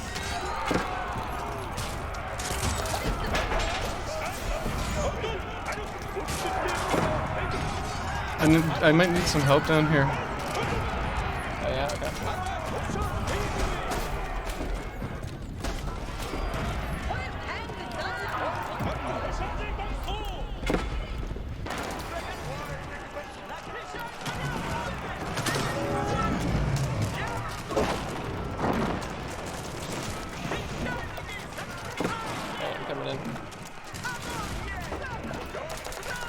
Okay, I killed a bunch of trebs. I think I bought a lot of time. Okay, nice.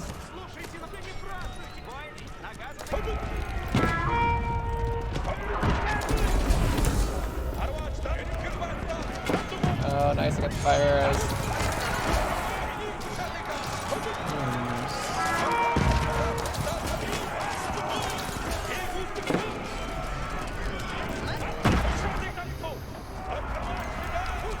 I'm gonna kind of same thing to do them now. I'm gonna back out here.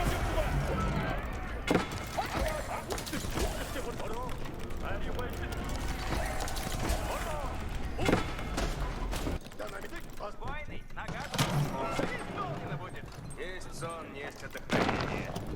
Возведу в ночную исправлять. Смерть обречены!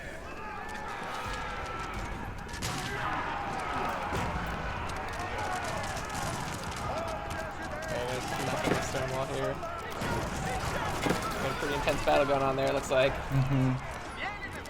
Also, if you can build a keep on the holy site.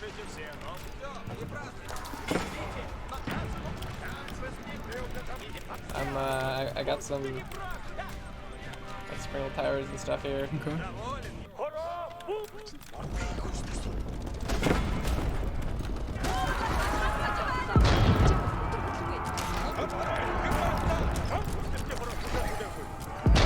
How are you doing over there? Good, we're not really fighting.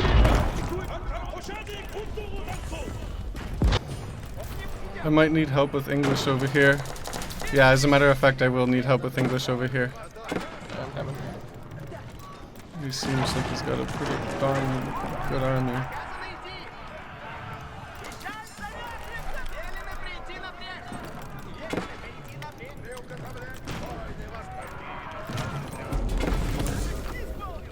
Nice. Thanks for the assist.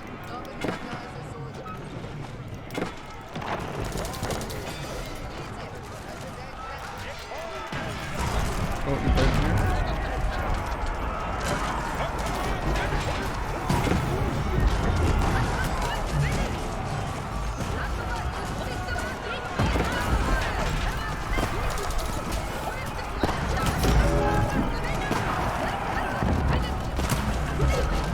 My armor here.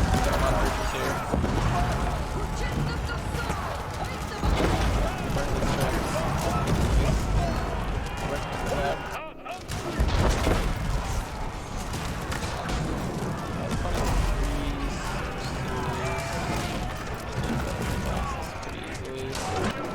Nice. I got cannons and stuff coming now. Oh, he's building a keep? Yeah, I don't know that we can stop that. I'm low on some wood here. Oops. That was a mistake.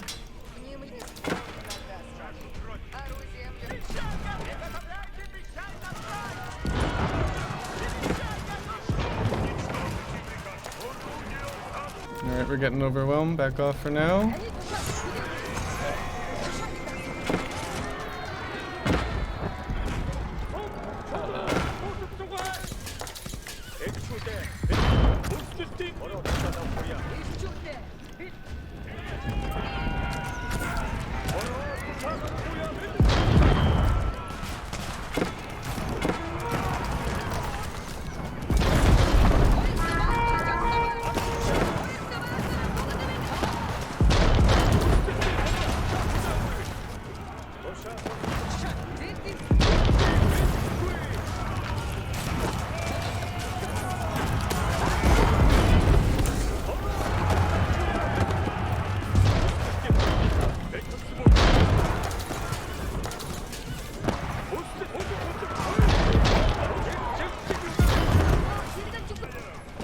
Keep finally. We're gonna keep her forever. This is like the most a great spot he's got, or like a bottleneck. Oh yeah, I see that. Still just scrapping away with Yeller over here. Oh my goodness, Stefan has such a... He's got a lot of the map. He's a beast. Oh yeah. Yeah, totally. I haven't Making some upgraded good- enough. Oh my goodness. Actually, Max.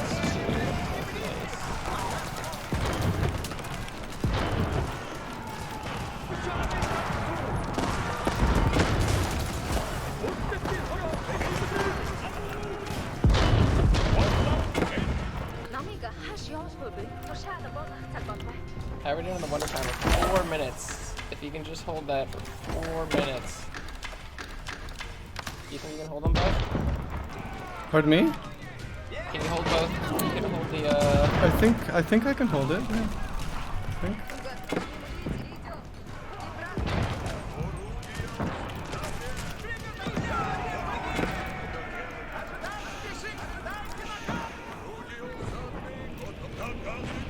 Alright, I got this town center down. Very nice. Pretty nice army here.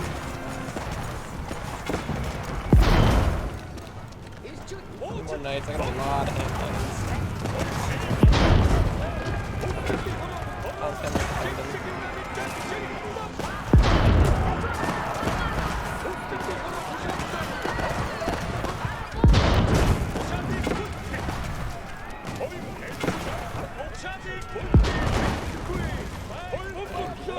Stefan's coming here.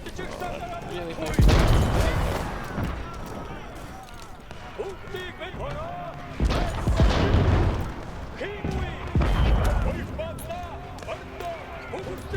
I gotta fight the full Stefan. Get out of the way.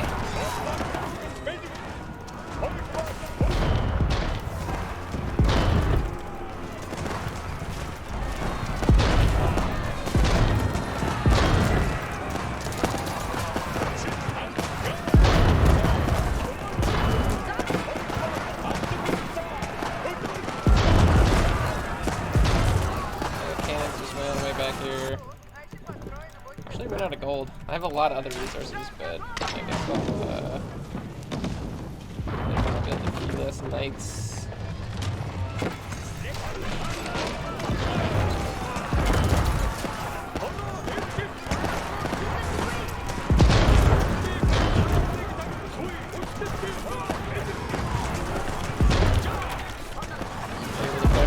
We just gotta hold for 2 more minutes. We just gotta hold for 2 more minutes. This is like an insane army.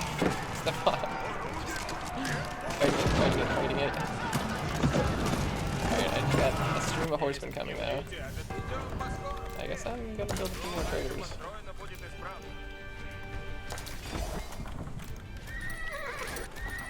I got cannon towers and stuff defending the holy site. Yeah, you can there. Working through over If here. you have the resources, build them keep there.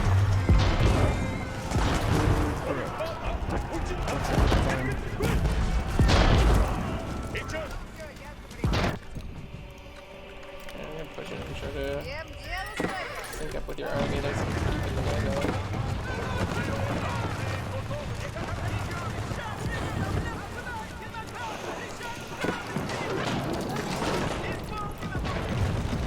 Alright, I got the speed down. Nice.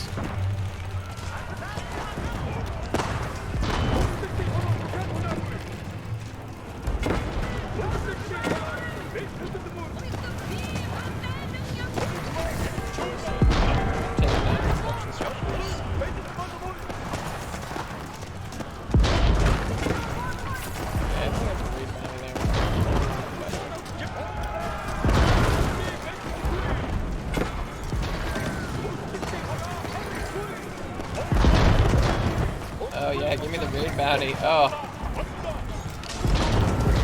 Good, I can go back to do some things now, it looks like. I'm actually switching into Cav as well. I don't think they'll expect it. Definitely not. Yes! GG. Yes! That was a really good game.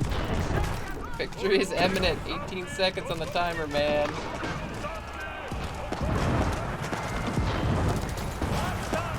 Dude, I had an epic battle with Stefan. Just kept fighting him. Woo! GG. Good game. Nice work, man. That was hard fought. They were all over us. Yeah, that was really back and forth for a bit there. Oh my goodness, I lost my army quite a bit at times.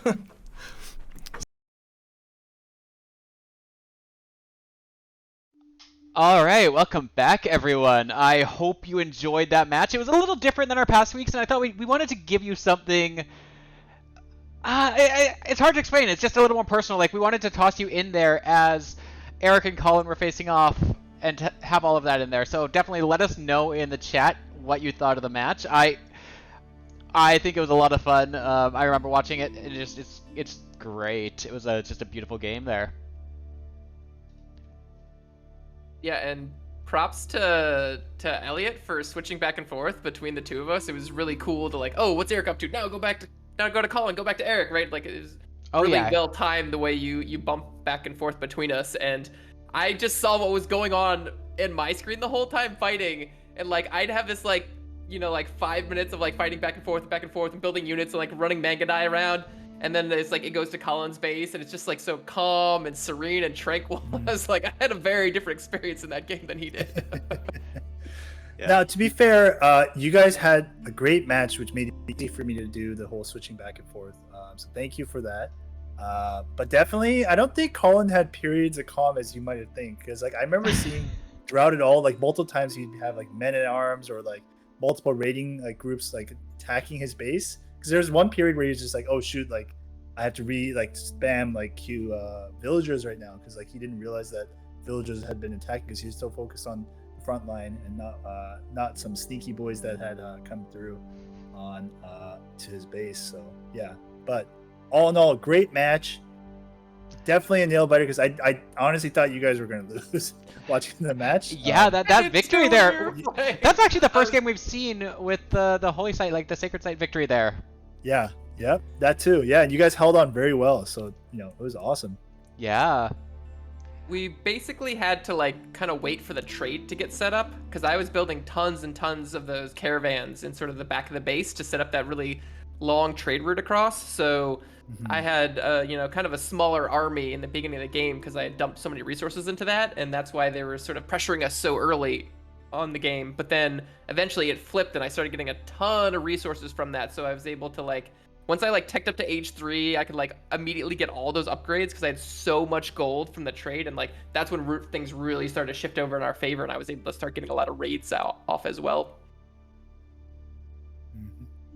Yeah. So we're just going to turn this over, maybe Zach and Eric, to the two of you to chat a little bit, but then we'll hop into questions. So anyone in chat who watched that stream, if you have questions, feel free to toss them in chat. We've noted a few from when that was playing, but if there's something you really want to ask either of these two, Zach or Eric, toss them in. But we'll toss for now the stream over to the two of you just to chat about what we saw a little bit more.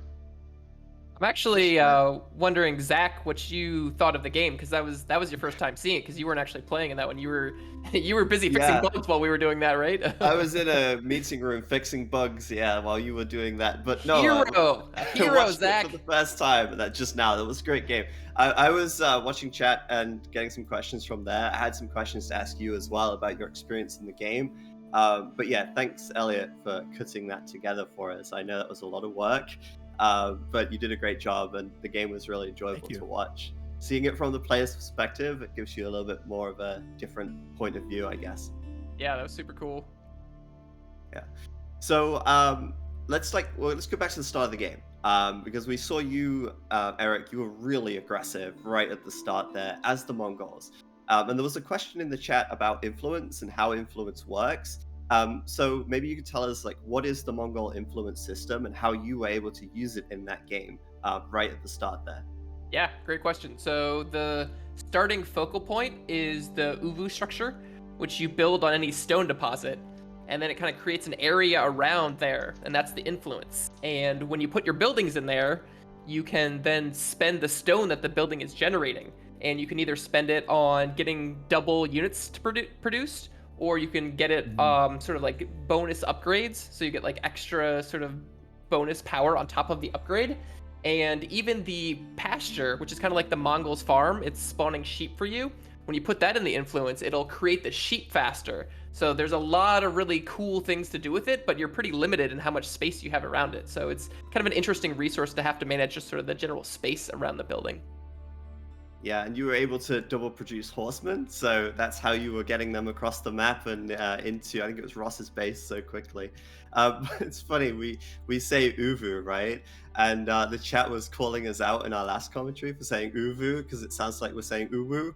I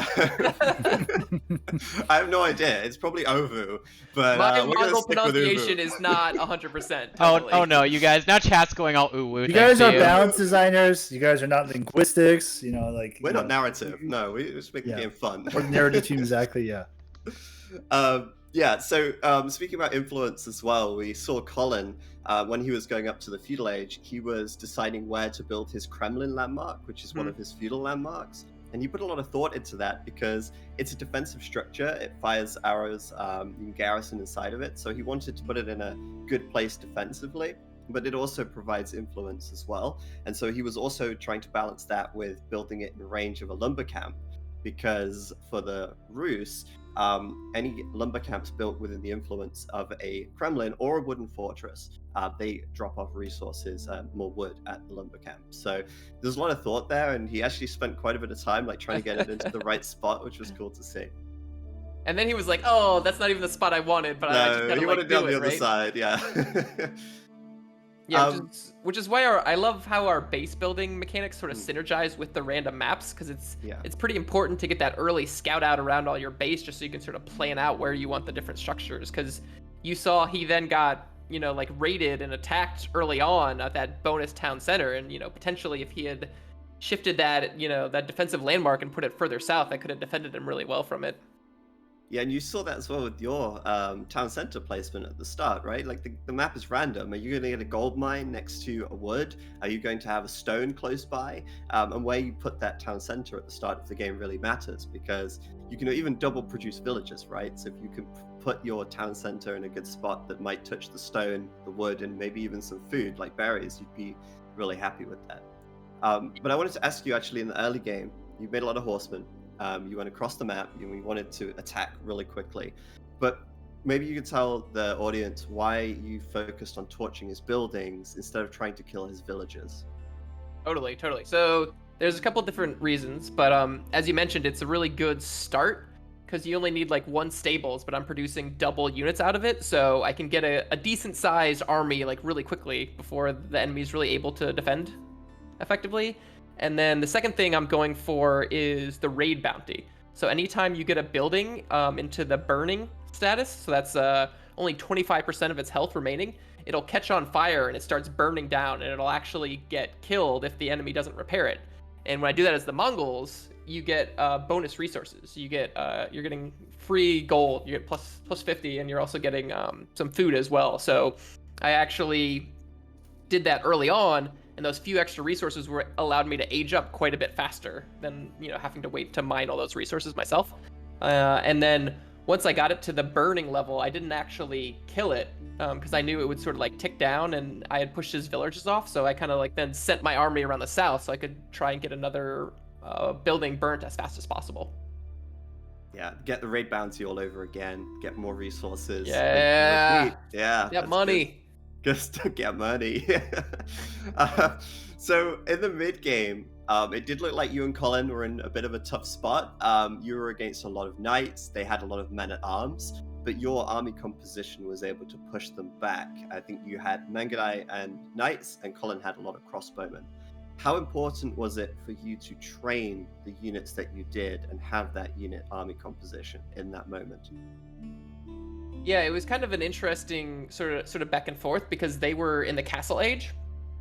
So the English man-at-arms, I was shooting them with my Mangudai, and it was fairly ineffectual because the man-at-arms have pretty high just base armor in general, and then the English also have the ironclad upgrade where they're getting the extra armor on top of their sort of already high armor. So they do really well against like that Mangudai army that I had. So the good thing about Mongols though is they're very fast and they're good at repositioning, and a key element to that is actually their sort of standard watchtower it has an aura, and it increases the movement speed of all your nearby cavalry troops.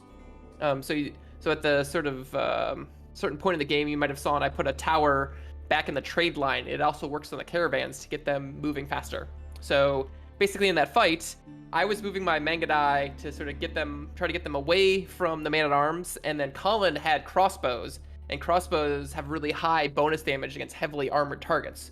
So he was able to use the crossbows to take out the man-at-arms, and then once those were down, the enemy started retreating, and then I was able to use the Mangadai move speed to chase them down and just kind of like gun them down, because the Mangadai can shoot while moving, which is, that was a huge You can't win. Like, run that was away. such a turning There's no point. escape. I was like, Colin, let's go, go! We gotta get him. Yeah. And actually, you did make a lot of Mangadai that game, and I'm seeing just how popular the unit is at the moment with all the streams that have been going on. Anyone who's playing the Mongols is probably making Mangadai. So just maybe some advice for people watching this. What would be the best way to counter the Mangadai and deal with the Mangadai? Yeah, great question. And in general, with sort of our unit matchup roster and stuff, we don't want to make it so there's only kind of just one counter or one way to deal with a situation. We want to have multiple different avenues for players. So the Mangadai are fast, but they have pretty low health and they have okay damage. So if the enemy's just producing archers instead, the archers are just going to they're going to put out more damage and they're going to have better health if players are spending the same amount of resources. So you can just go with straight up archers. And then horsemen as well are actually pretty good, because the horsemen are fast enough to keep up with the Mangadai, and they do bonus damage against range units. So that range tag, you can, if you click on a unit, you can see it in its unit card. That's on archers and crossbowmen, but then it's also on, other things that are shooting, such as the Mangadai, and even like the elephant archer takes bonus damage from the light cav as well. So light cav we found to be an extremely effective tool, but in that game, I saw that he was just going for knights, and I can just sort of keep kiting and running away from the knights and attacking them with the bows. So that's part of the reason I had such a big Mangadai army that game.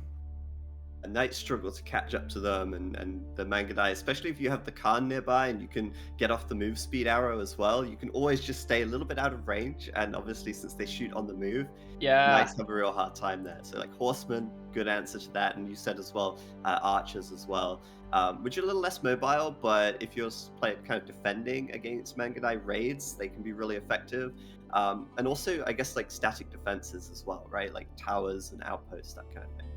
Yeah, that Stefan built that keep in Ross's base, and I was like, oh no, because I was getting tons of really great raids running around his base, but once he put that keep up, that really shut it down. And while the Mangadai is a versatile raiding unit, it's not as effective when you're having like a straight up engagement, when you have like huge armies later on. So I actually transitioned and stopped making Mangadai and started making the hand cannons later in the game, because I needed like a really just powerful, super high damage unit to sort of stand in the back of my army, while like the knights and horsemen were in the front, tanking up, soaking up the damage. And that army composition worked really well for me, especially at the end of the game there. And that's actually a perfect segue, because I wanted to ask about hand cannons as well. In the late game there, we saw Colin making the unique Rus hand cannon, the Streltsy. You were making hand cannons. I think Ross had hand cannons. It's like hand cannons everywhere. They're obviously a very powerful late game infantry unit. But what kind of advice do you have for players who are looking to try and counter them, or to deal with those big blobs of hand cannons later on in the match?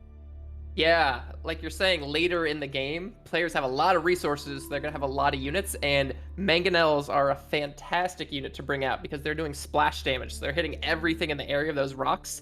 And if you get a couple of those, you can just in one volley just wipe out all of those units. So it's definitely important to always have a mixed army. Like if you just have one type of unit, it's going to be very easy to counter you. So definitely get some Mangonels for the splash damage, and then horsemen are also like a super cost efficient unit, because they're doing double damage to anything that's ranged. So they'll be able to mop up pretty well against those ranged units as well. Yeah, just make sure you attack. If there's a big blob, make sure you attack with enough, because if you just stream the units in one by one, Yeah, that's not going to work well. Exactly. Yeah. So another thing that's I think really cool about the Rus and the Mongols together as well as a dynamic. Obviously, as we know, the Mongols can't build walls. So I think when it comes to team games, it becomes quite interesting how your ally ends up walling for you, and we saw that with Colin actually walling your side of the map. But there's some other synergies as well. I think someone in the chat called out, what about if the Mongols made pastures for sheep, and then the Rus player could kill the sheep to get the gold, to get bounty, and increase their bounty level if they haven't reached the 500 bounty already.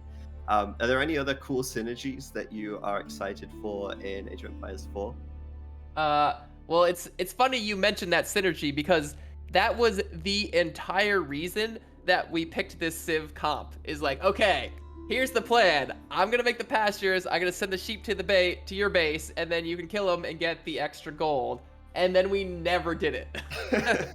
Like the game was just like too back and forth. There was constantly fighting happening, and I have a newfound respect for anyone who streams because it is really hard to constantly be narrating the game and also playing the game, clicking and keeping your APM and everything up like that, while trying to provide insightful, funny, interesting commentary. That is a super big challenge. So it was my first time trying it. Sorry I wasn't the best, but I gave it my best effort, guys. You did well. I completely agree, though. I mean, watching some of the streamers who've been streaming over the last week, how they're able to play at a high level, read the chat, reply to the chat while trying to think about this new game, and learn it, figure it out. That's awesome. Super impressive. Very impressive, and it's been great to see as well, the discovery phase where people are trying to figure the game out, what's good. It's been exciting for us as the Balance team because we've obviously seen the game internally, played thousands of hours, and seeing it being discovered now, and people maybe figuring things out that, we'll see how it develops, I guess, and we'll be watching very closely. But sorry, to actually answer your question, you were asking about synergies, and we had a really cool 2v2 game where my ally was Chinese, and he had a huge army of nested bees, which is, the ones that shooting the fireworks off, doing really good splash damage. So it was a really powerful unit, especially because he had made a ton of them. But they're pretty vulnerable to cavalry and stuff like that. They have this minimum range so the enemy can get on top of you, and then they have their torches and they can burn them down really quickly. So my ally had a gigantic army of those, and then I was Abbasid because they have nice bonuses to their infantry. So I had a whole bunch of spearmen to cover against the cavalry, and the spearmen have a tech that give them double range. So they're really good at stopping the cavalry from running by and getting hits off, and they also have extra health on their infantry as well. So it was a really powerful to combine those two units together, and the enemy had a bunch of knights, and they just got shredded trying to kill the nested bees, and then the spearmen were killing them and they had to retreat, and the nested bees were shooting more. Yeah, it was great. Really fun combo. So there's kind of tons of really interesting cross synergies between the civs that we have. Yeah, definitely. Actually, Stefan's landmark that he built in the first age, that has an area of effect healing around it, and it can heal allies too. So you can get in there, and you could maybe proxy it forward and do a double forward and use that as a rally point to come back to heal. Lots of really cool stuff to discover, and I'm excited to see what people will discover and what they'll figure out over the next weeks and months. Right, and we get to start seeing tomorrow. Yes. So excited. Are there anything else, any other points or anything else you'd like to mention about that game? Well, I know at the end of the game, I had that really good trade route, but like I was saying, I kind of switched to hand cannons, which is a very gold expensive unit, and then I was building cannons, which is a gold expensive unit, and I was building knights, which is another gold expensive unit. So I had to actually adjust my army composition because I ran out of gold building all of those units.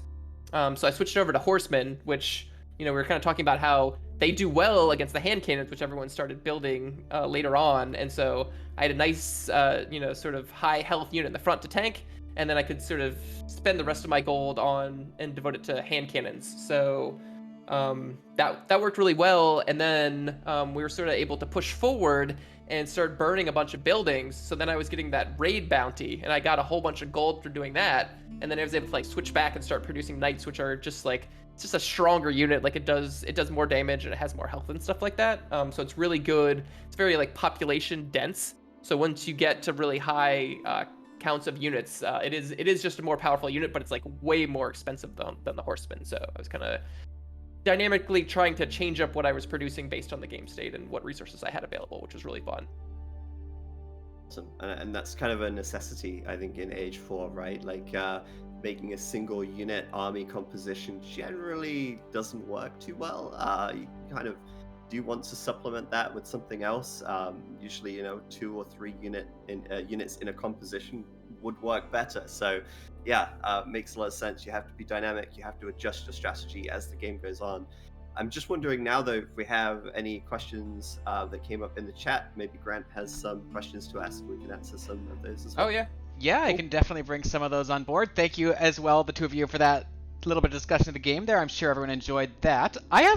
So this is not related to the game, Eric, but this came up in chat, and I think it's a good question. Is that a real plant behind you, or is it a sticker on the wall? I'm sure everyone in chat, I remember the first time I saw your cam, I'm like, that's a plant right there. Look at this.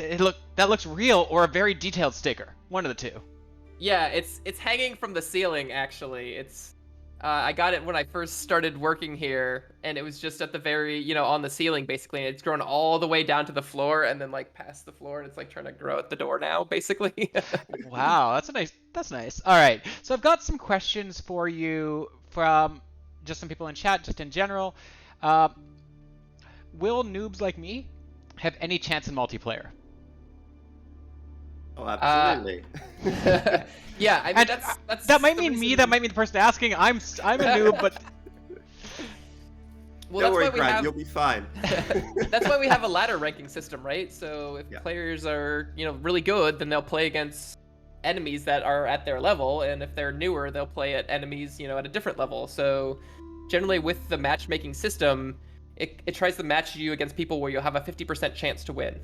So it's like, giving you an even matchup each time. So being better doesn't really mean you're going to win more, because you'll win more at first, but then you'll get paired against really good people, and then you'll have, really close matches. So yeah, like being the, even the best in the world, these guys are having like really close matches, which is really cool to see. But yeah, like the ladder system means like you should be able to get a fun, competitive, close game regardless of your skill level. Awesome, and yeah, I think that's what everyone wants, is when you play a game, you want to know you have a chance of winning. You don't feel like you're just going to be destroyed right away. Like, if I played against you, Zach, I would probably be destroyed right away. Like, I'd be like, there's no chance, I'm not going to do this. Yep, that's true. You're like, I'm not going to sugarcoat it, that's true. I'm sorry. At first you might, you may take a few losses while you're sort of calibrating your ranking, right? But once you settle into a band, you're going to find players who are a similar level to you, and that's the great thing about matchmaking systems. And right now we don't have ranked seasons and ranked ladders, but we do have quick match in the game, and that is using a hidden elo system. So I don't know how much I can say about that, but you will eventually get matched against people of your own skill if you're using that quick match feature. Awesome. One more question quickly, since we're talking about matches, and I know we might have said something about this before a long time ago, but someone in chat had asked about real-time score during a match. Does that exist? If not, why? So we actually did have it in at one point, but we found that with real-time score, you had information and access to what the opponent was doing without actually scouting them. So you could tell, like, oh, okay, I can tell because it's this far in the game that he's just built a whole bunch of barracks and he's going to rush me, or around this time when his score jumps up, that means he's built a landmark. So it was kind of like a map hack, basically, having the score there and being able to see things and get information about your opponent's actions without actually having to find it out on your own. So we wanted to really push the scouting gameplay and make it so that you would have to see the enemy to know what they were doing and then respond based on that information that you were provided, instead of just kind of knowing automatically. So it's created a really fun game of trying to scout the enemy, but then the enemy can try to deny your scouting, right? So there's this kind of fun back and forth game of constantly like countering the enemy and then having them counter you and like trying to stay like one step ahead of them in terms of the counterplay type of game. Yeah, and that we found that was the case just through playtesting. I remember a game I played against Colin like a year ago now or so, and he was trying to rush me in the Dark Age, and I said, "Colin, I know you're rushing me." It's like, "How do you know?" I was like, "Well, I can see your score." But you know, scouting in Age of Empires 4 is kind of easier because the scout does have quite a large line of sight. And if you're playing civs like the Rus, or well, any civ really, you can always add an extra scout from your town center as well, right in the Dark Age. So you can very quickly scout the map, and it's kind of easier to get the scouting information, but we want that to be rewarding for players. We don't just want you to be able to read a number on the screen and say, well, there's something coming my way and I need to do something about that. I love like the metagaming as well that results from it, where like one player like throws down 2 archery ranges and then the scout runs in and finds it, and then he cancels those 2 archery ranges and like puts up 2 stables instead. Like there's just so much fun back and forth gameplay that results from players actually having to scout each other. Yeah, I definitely know, like, playing other titles that do have the score, I've definitely seen when like an enemy has a score substantially higher than mine, you're like, should I even bother, or should I just like resign and forfeit right now? Because there's definitely that bias as well when you're playing against an enemy and you see like a score that's totally running away from yours at a trickle as it starts to roll and run away. You're like, when realistically, like, you don't necessarily know what's going on, where scouting would actually give you a much better look at the fine details of what's happening in the game. Yeah, we've seen games where like one player is way behind the other player, but like if you get off a good raid and you kill a ton of villagers, you can catch up. And we even have, you know, units that like the Mangonel that are doing AoE damage, and it's a great opportunity to catch up if you can land a couple of really good hits with the Mangonel. The monk as well, right, with the AoE conversion, that can completely swing the game. So we kind of want these exciting potential catch-up moments for players, and we don't want someone to just quit because they're behind on score, you know? Yeah, it can be quite demotivating to see your score behind, and then, you know, I've been in this position before as well, where it's like, oh, I'm 300 points behind, like I'm starting to lose this, when reality is not always that simple. And like Eric said, there's catch-up mechanics and all these things as well. So, you know, I think as you play the game, if you truly are beat, you'll know it and you'll call GG, right? So using the score for that as an indicator doesn't necessarily make much sense, and you can always come back in some of these moments too. Yeah, the score definitely, it gives you almost like a false sense of where things lie just off of this numerical value, and there's so many ways, and especially with the different victory conditions, like that score doesn't necessarily mean a guaranteed win for someone, and you can recover from that, you can come back. So yeah, it definitely makes sense to have that change. Additional question, this is not about scores or maps, but just in general about, someone had asked, will there be modding support for this game at some point down the line? Yes, I will. Yeah, yeah, we can answer that. That's definitely something. Yeah, definitely know that's something that the community really wants, so that's definitely going to be there. Exact details coming at a later date. You can check. Yeah. All right. Moving on. Yes. All right. All right. All 4 of us are back on cam for a second here. Thought we'd show some faces. Yeah. All right. I'm sure it was pretty jarring to hear me just say yes. But yes, mod support is coming in next year. We've announced it. Adam Ice Green's talked about it to a great extent. So yeah. Yeah. So Elliot, right on. It's happening.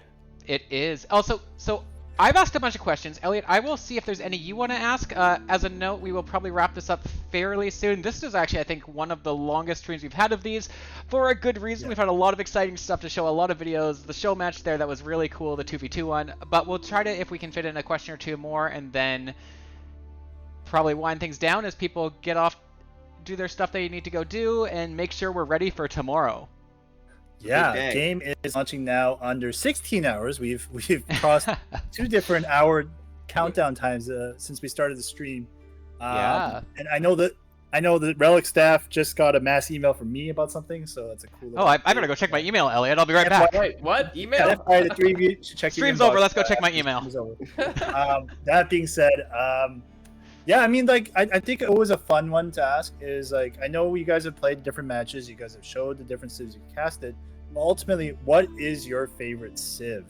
Like going into launch day one, what is the Civ that you guys are going to go to when you hop on to play, Eric and Zach?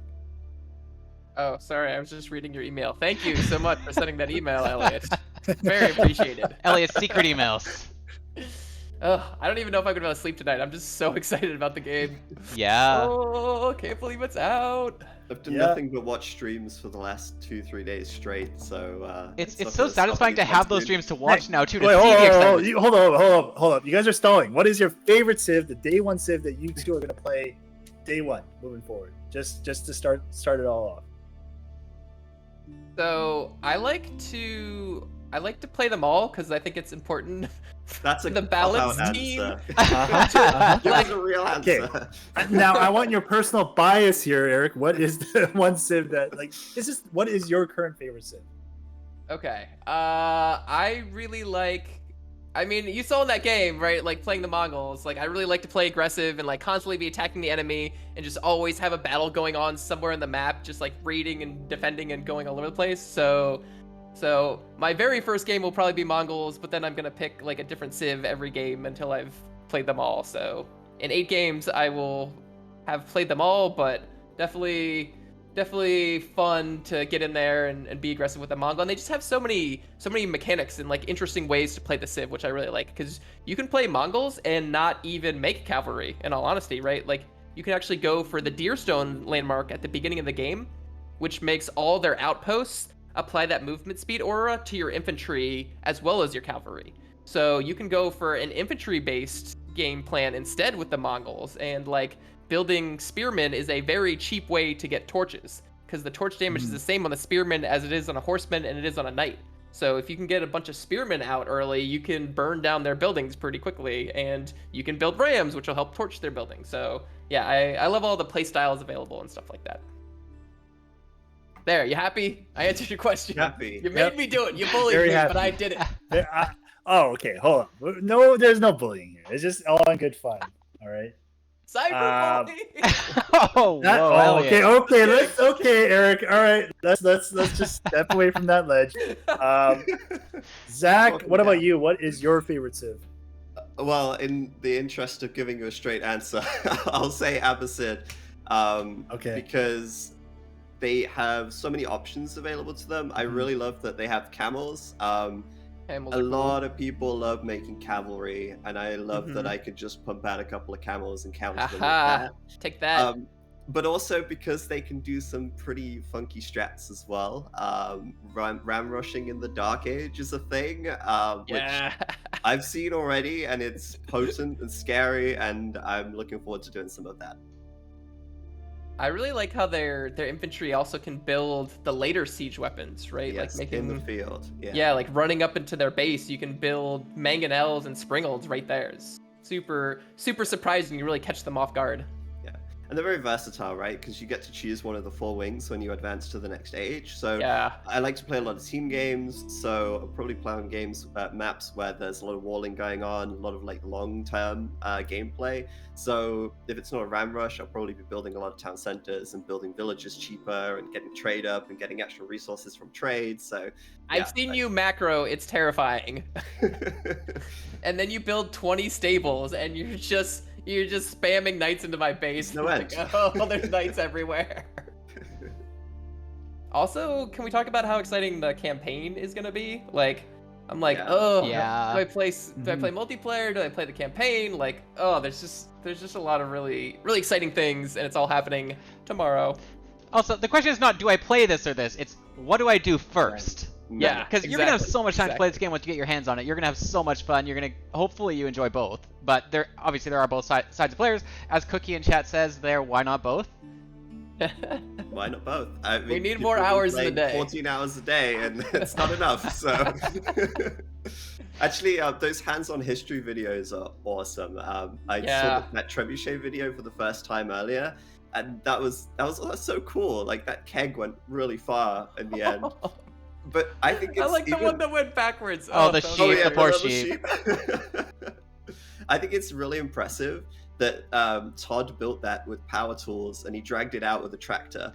Now imagine doing that 1,000 years ago and twice as big. Like that just is mind blowing to me. Yeah. All right, I have another question I saw pop up in chat. This is for both of you from the balance side of things. When you're balancing civs, how much can you change, for example, to the cost of a unit before it goes from being like a negligible change to this is like a piece of food too much? Yeah, so sort of asking like, are we making like really big changes or kind of smaller changes, basically? Yeah, kind of around that, or like, how do you know if you've gone too far and balanced things too far the other way? So we actually will do magnitude tests where, you know, we have an idea of like, oh, we want to change it, you know, by a small amount, by like 5% or something like that. But we're like, let's find like the upper and lower bounds of this. So we'll change it by like a really large amount and see like, oh, okay, what is the outcome? What happens if we go, you know, like too far, right? So once we know what too far is, then we can pull it in and we know kind of like constraints of what's too much or not enough in terms of the power level. So we'll do a lot of internal playtesting where we put in numbers that we know are pretty crazy, but we learn interesting things from that, and that gives us more data and more information to tweak and be more precise with our final values and adjustments. You'd rather go too far and really feel it and really pinpoint like what this is doing, and then like Eric said, scale it back so that you can then find the right place for that change. Because also it's important for every upgrade and every unit that it has an impact on the battlefield and you feel it, right? Of like, okay, this unit is really good in this situation, or like, you know, I spent the resources on this tech, it took a long time, but once I got it, I could tell, you know, my army was visibly stronger. It was a much better in specific situations. I think a good example of that would be like the prelate, actually, right? Like 40% bonus gather rate on villages. Oh, yeah. Like what? That's insane. Whoa! But you know, like we played with that a lot, and we were very intentional about how we tuned that unit, because 40% is a lot. We know it's a lot, but you're limited with how many you can reasonably field at one time, how many villages a single prelate can buff, and all of these things kind of factor into that. And one of the big things that we like to do is try and keep things as big as possible and impactful as possible, but then obviously make sure that there's enough of those things that you can counter them, or you yourself can do them when your opponent might be doing something that's very big and impactful as well. Totally. And like, really our goal is to make all of the civs feel overpowered. So like, we want to have all these like really exciting big moments for players, and you can have those with any civ that you play, because they all have really awesome, cool powers and bonuses, and that's why it's fun to play them all. Totally. Awesome. Elliot, I will turn to you if you have any, like a last question or two, and then we'll probably wrap this up. I do not. I asked my spicy question. I got my spicy answer. You asked your spicy question. Oh. Was my answer spicy enough for you, Elliot? It was, but to be told, it wasn't actually like a gotcha question. It's just, you know, out of curiosity, because like for me personally, I'm super excited. Like Deli Sultan, it's my go-to. I love the research, unique ability, and being able to like basically like customize like how I approach the game. Each game, free, man. It's all free, right? Well, and also, who doesn't like free stuff? As the rest of the chat knows, I love winning and getting free stuff. So, and you get the elephants. Oh, I love. Yep. It's just I love those elephants, man. Exactly. All right. I think that's probably good then. I think that's as good a time as any to wrap this up for this. Thank you so much, Zach and Eric, for joining us for this discussion, and as well, thank you to Colin, Ross, and Tristan, all from the game we just watched along with you there as well, Eric. That was a lot of fun. It was so cool seeing the show match there from your perspective, from the two, hearing your discussion, hearing what's going on in your mind as you're playing, rather than kind of like the backseat driving of like, hey, watching it afterwards, you're like, I wish I did this. It's more like, there's a lot more like sense of urgency in your discussion when you're like, oh, they're coming after us right here. Let's go, go, go. Yeah, it's fun, you know, having the partner, like working together, and like that whole game, I just wanted to kill Ross. I was just so focused. I was like, having hey, I mean, you guys won. Like, something against Ross. You guys won, so it worked out, you know. Yeah, so thank you so much, both Zach and Eric, for joining us. We have a little bit of the rest of the show here to wrap things up, so everyone else stick around and chat. But Eric, Zach, thank you once again so much. Yeah, thanks for having us, man. It was a blast. All right, thank you. And yeah, so that brings us to remind everyone that Age of Empires 4 launches tomorrow, October 28th. You can still pre-order it, but this time tomorrow, we will no longer be saying pre-order. We will be saying order it. It will be that time. There's no more pre as of tomorrow. Yep. We are at that point. It is insane that being as you can know from any game development, it's such a long journey to get to where we are, and just the fact that we are less than 16 hours away.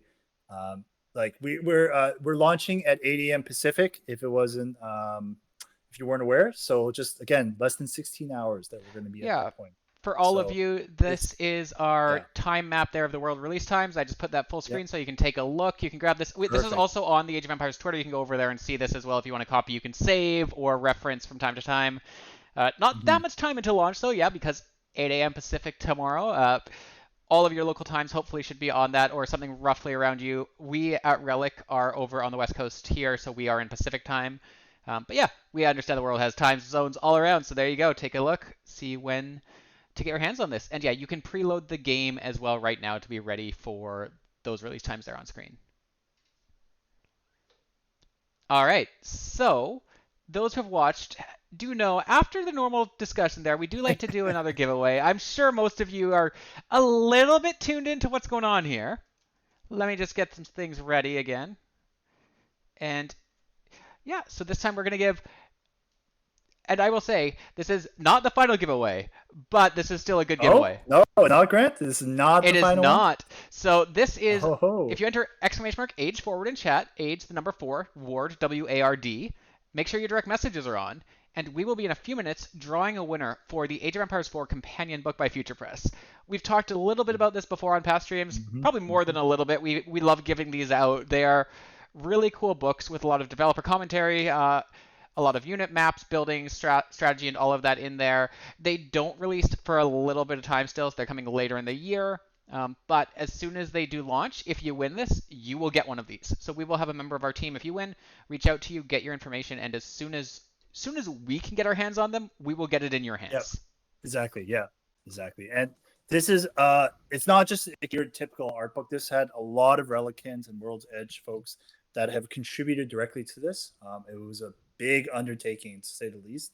So definitely something that, great to have in your coffee table. The prints are something you can put in frame. A lot of the development behind the scenes is in there. So absolutely get your hands on it. If you can win this, or if you can't, order it as well, right? So yeah. And again, this is something you can order as well. We can probably get someone to toss a link in chat for that as well. Hopefully in a second. If not, I can try to hunt it down. I do have it. There should be a shortcut for that. But yes, you can definitely, if you don't win this, you can buy this book yourself. Again, launches later in the year, so as soon as it's out, you can grab it from there. Give me 1 second. I'm going to make sure I can get this for all of you in chat. Where is this? But yeah, so I'll just get this going for a second longer to let everyone enter while I hunt this down. This should do it. Please don't. There you go. You can head to that link that I just posted there. That takes you to our blog post about the art book, and you can actually pre-order from the link on that post there as well. All right. So I think I've given you all enough time to enter this. Let's draw our winner. All right. Elliot, make sure you haven't entered, right? No. I'm definitely not doing that. All right. And our winner is Elbots. No, it's not. Oh. I was like, I didn't even type it in. There's no way I could have won. Paste. P4STE. Paste. Congratulations. P4STE. Congratulations. A member of our team will reach out to you shortly. We will get your information. Again, this book launches later in the year, so we will get this to you as soon as we get our hands on it. All right. So that pretty much brings us to the close of the show here. As we've mentioned, you can go and pre-order the game still before it launches. It launches tomorrow, so you don't have much time to pre-order, but you can still go and do that. You can also order it tomorrow if you want to wait, but I don't think there's a real reason to wait. If you do pre-order, you get the bonus of the Age 2 Definitive Edition Dawn of the Duke. And plus, you can also preload. Why would you not? Exactly. If you know you're going to get the game, you can preload. As mentioned, it's not just limited to the Steam or Microsoft Store. If you get Xbox Game Pass or have it, you can just go on right now and preload. So like, there's absolutely no reason to wait at this point. Exactly. So you'll be ready for as soon as it's out. And again, to those watching, I'm just going to toss it up on here one more time. Here is the release map for the times around the world. So take a look at this, see when it is. But if you buy the game or pre-purchase or pre all of that stuff, you can preload the game, be ready for these times shown on screen here. Again, 8 a.m. Pacific is the one we tend to refer to just because that's where we're at here at Relic. But this is also on the Age of Empires Twitter. You can go hunt it down, take a look, and oh, I see it. Also, yeah, in chat you can type !release map, and you'll get the same link to this from the Twitter page there. That is very, very soon and very, very exciting. Again, available on Xbox Game Pass for PC, Steam, as well as the Windows Store there. So you can go to any of these. If you have Game Pass for PC, you will already technically own the game. So as of, you can preload it and you can play it starting tomorrow on Game Pass for PC. I think that brings us to the final giveaway. What is it, Grant? So we've done these before. Everyone knows the end of the stream we give away a code of Game Pass, which people love. Okay. We've given some before, but you know what? Let's step it up, and we're gonna give away. Hang on a second. Let me just reset this just to make sure we're ready. So we want to give more people a chance to win. So this time we're gonna give away 3 copies of 1 year of Game Pass. So we're gonna have 3 winners. So get your code Age Forward in chat right now. Only need to do it once. We'll be drawing 3 winners from everyone who enters. Wow. So again, that's 3 winners for 1 year of Game Pass Ultimate. That gives you Game Pass for PC, where you have Age of Empires 4 launching tomorrow on day 1. Yeah. All of the Age of Empires Definitive Editions as well on the PC side. The entirety of the PC Game Pass library, which actually includes the EA Play and it includes other games as well. And then you also have all of the Xbox side as well if you have one of the Xbox consoles for Game Pass of all those titles. Tons of games for 1 year, and there's going to be 3 of you who win this. All right, I'll give it just a second longer. So again, we're drawing these 3 winners from the same prize pool. So as long as you type !Age Forward right now, you will be eligible for all 3 of these drawings. And yeah, we're going to pull the first one right now. So good luck. !Age Forward. Make sure you're doing it now. As like I said, Grant is about to do it. Yes, and if you don't get it in yet, there'll be 2 more chances. We're giving away 3 of these right now in a row. So, all right, here goes. First winner. Josiah 2 Yoshi. Congratulations, you are the first winner of Game Pass. Congratulations. Game Pass Ultimate for 1 year there, so we will get that out to you very shortly. Again, super exciting. That means you have Game Pass Ultimate for an entire year. You can do basically, you can preload the game, you can be ready, you can have all the games from the Game Pass Ultimate, Game Pass PC side as well, and Xbox. So yeah, that's really great. We've got 2 more to give away. I'm not going to give the whole spiel of what you've won every time now because it is the same thing, but we will do 2 more winners of the same from the same prize pool. So anyone who's entered, you're still eligible. And let's do roll number 2 for our winner. All right, winner 2. There we go. You don't have to read that out I'm loud. not going to read that username. I'm not going to read that username. But congratulations to the username that showed up in chat as the winner.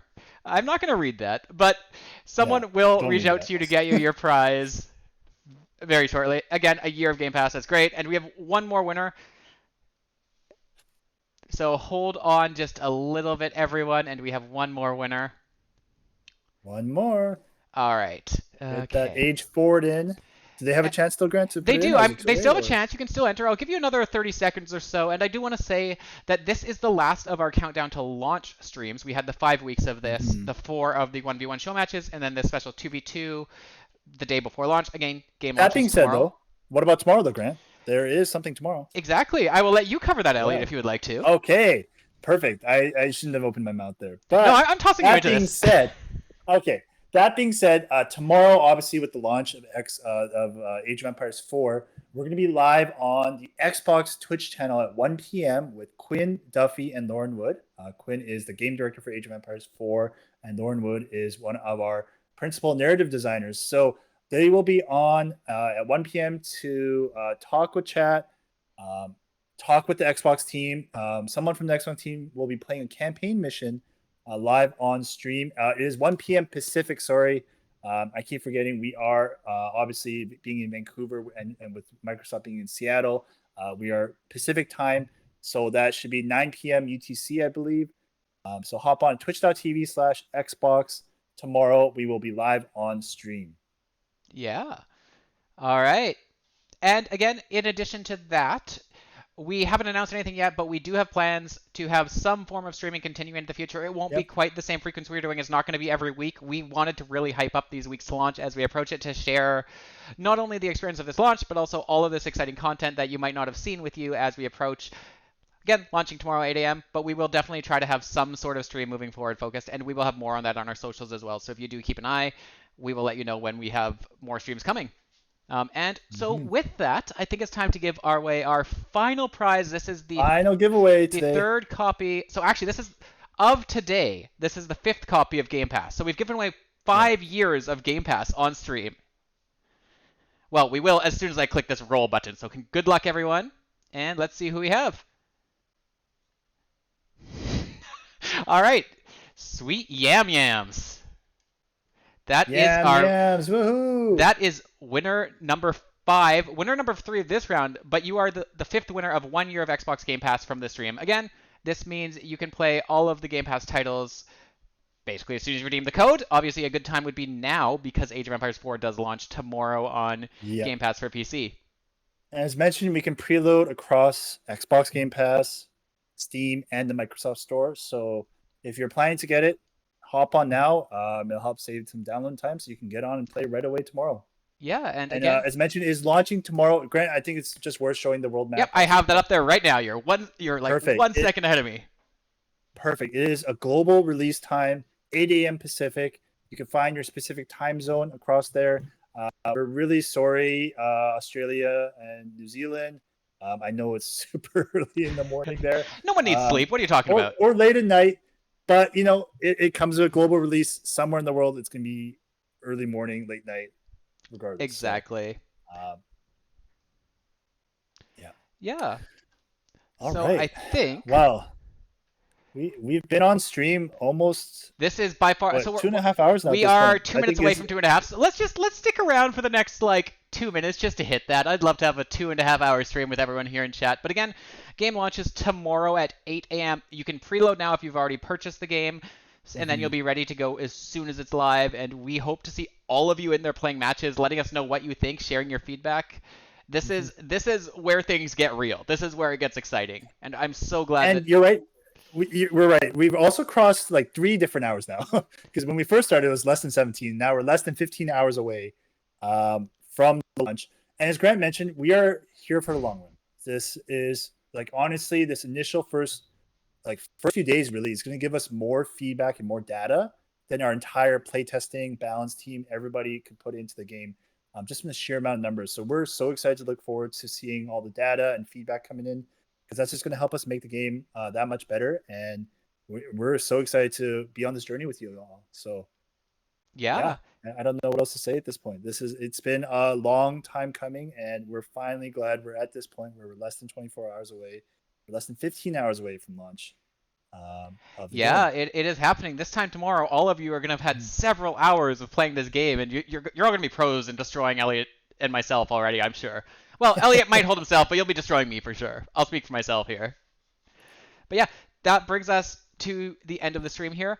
Thank you so much, everyone, for joining us for these last 5 weeks of streaming we've had for the countdown to launch. It's been great sharing these matches with you. And it's been great having all the excellent hosts we have, Zach, Eric, Colin, all of the people from the game today. Special, Grant, let's give a huge special thanks to all the Balance team members for taking time to join us. For sure. Definitely we stole so much of their time to get some of these games for these people. So Eric, Colin, Ross, and Tristan, especially from this game we just saw, but to everyone on the Balance team for letting us borrow your team members to get these games recorded to share with all of the community here. Thank you so much. Hopefully the community, watching the streams, I think you all seem to like them. It's great that we could show more, and super excited for you to get your hands on the game tomorrow morning. Or afternoon, or late night, wherever it is in your time zone. All right. With that said, thank you so much, have everyone. a good night's rest, because tomorrow is game day. Can't wait to see you on there. Grant, also thank you so much for hosting all these streams. Thank you, Big Elliot, as kudos well, to and to you. Annie as well, who has joined us for some of the other streams Annie as as well. well. Yes, Annie. Yep, Annie as well. And just everybody on the Age team that's made it help us get to this point. So, and to everyone in with chat, that being thank you said- so much for being here, for cheering us Yeah, on, for exactly. watching, Exactly. for typing !Age forward as much as you want. Those giveaways are over now, but that you can use that whenever you want. You won't win anything, but have fun. Exactly. That being said, thank you. This is the send off. Thank you We so will much, see everyone. you guys on the battlefield tomorrow. Otherwise, have a good night's rest. Have a good day. Have a good late night wherever you are in the world. And again, we'll see you in game tomorrow. 8 Yeah. a.m. Pacific. See all of you on launch day. Thanks so much. All right. All right. Bye, Bye everybody. everyone.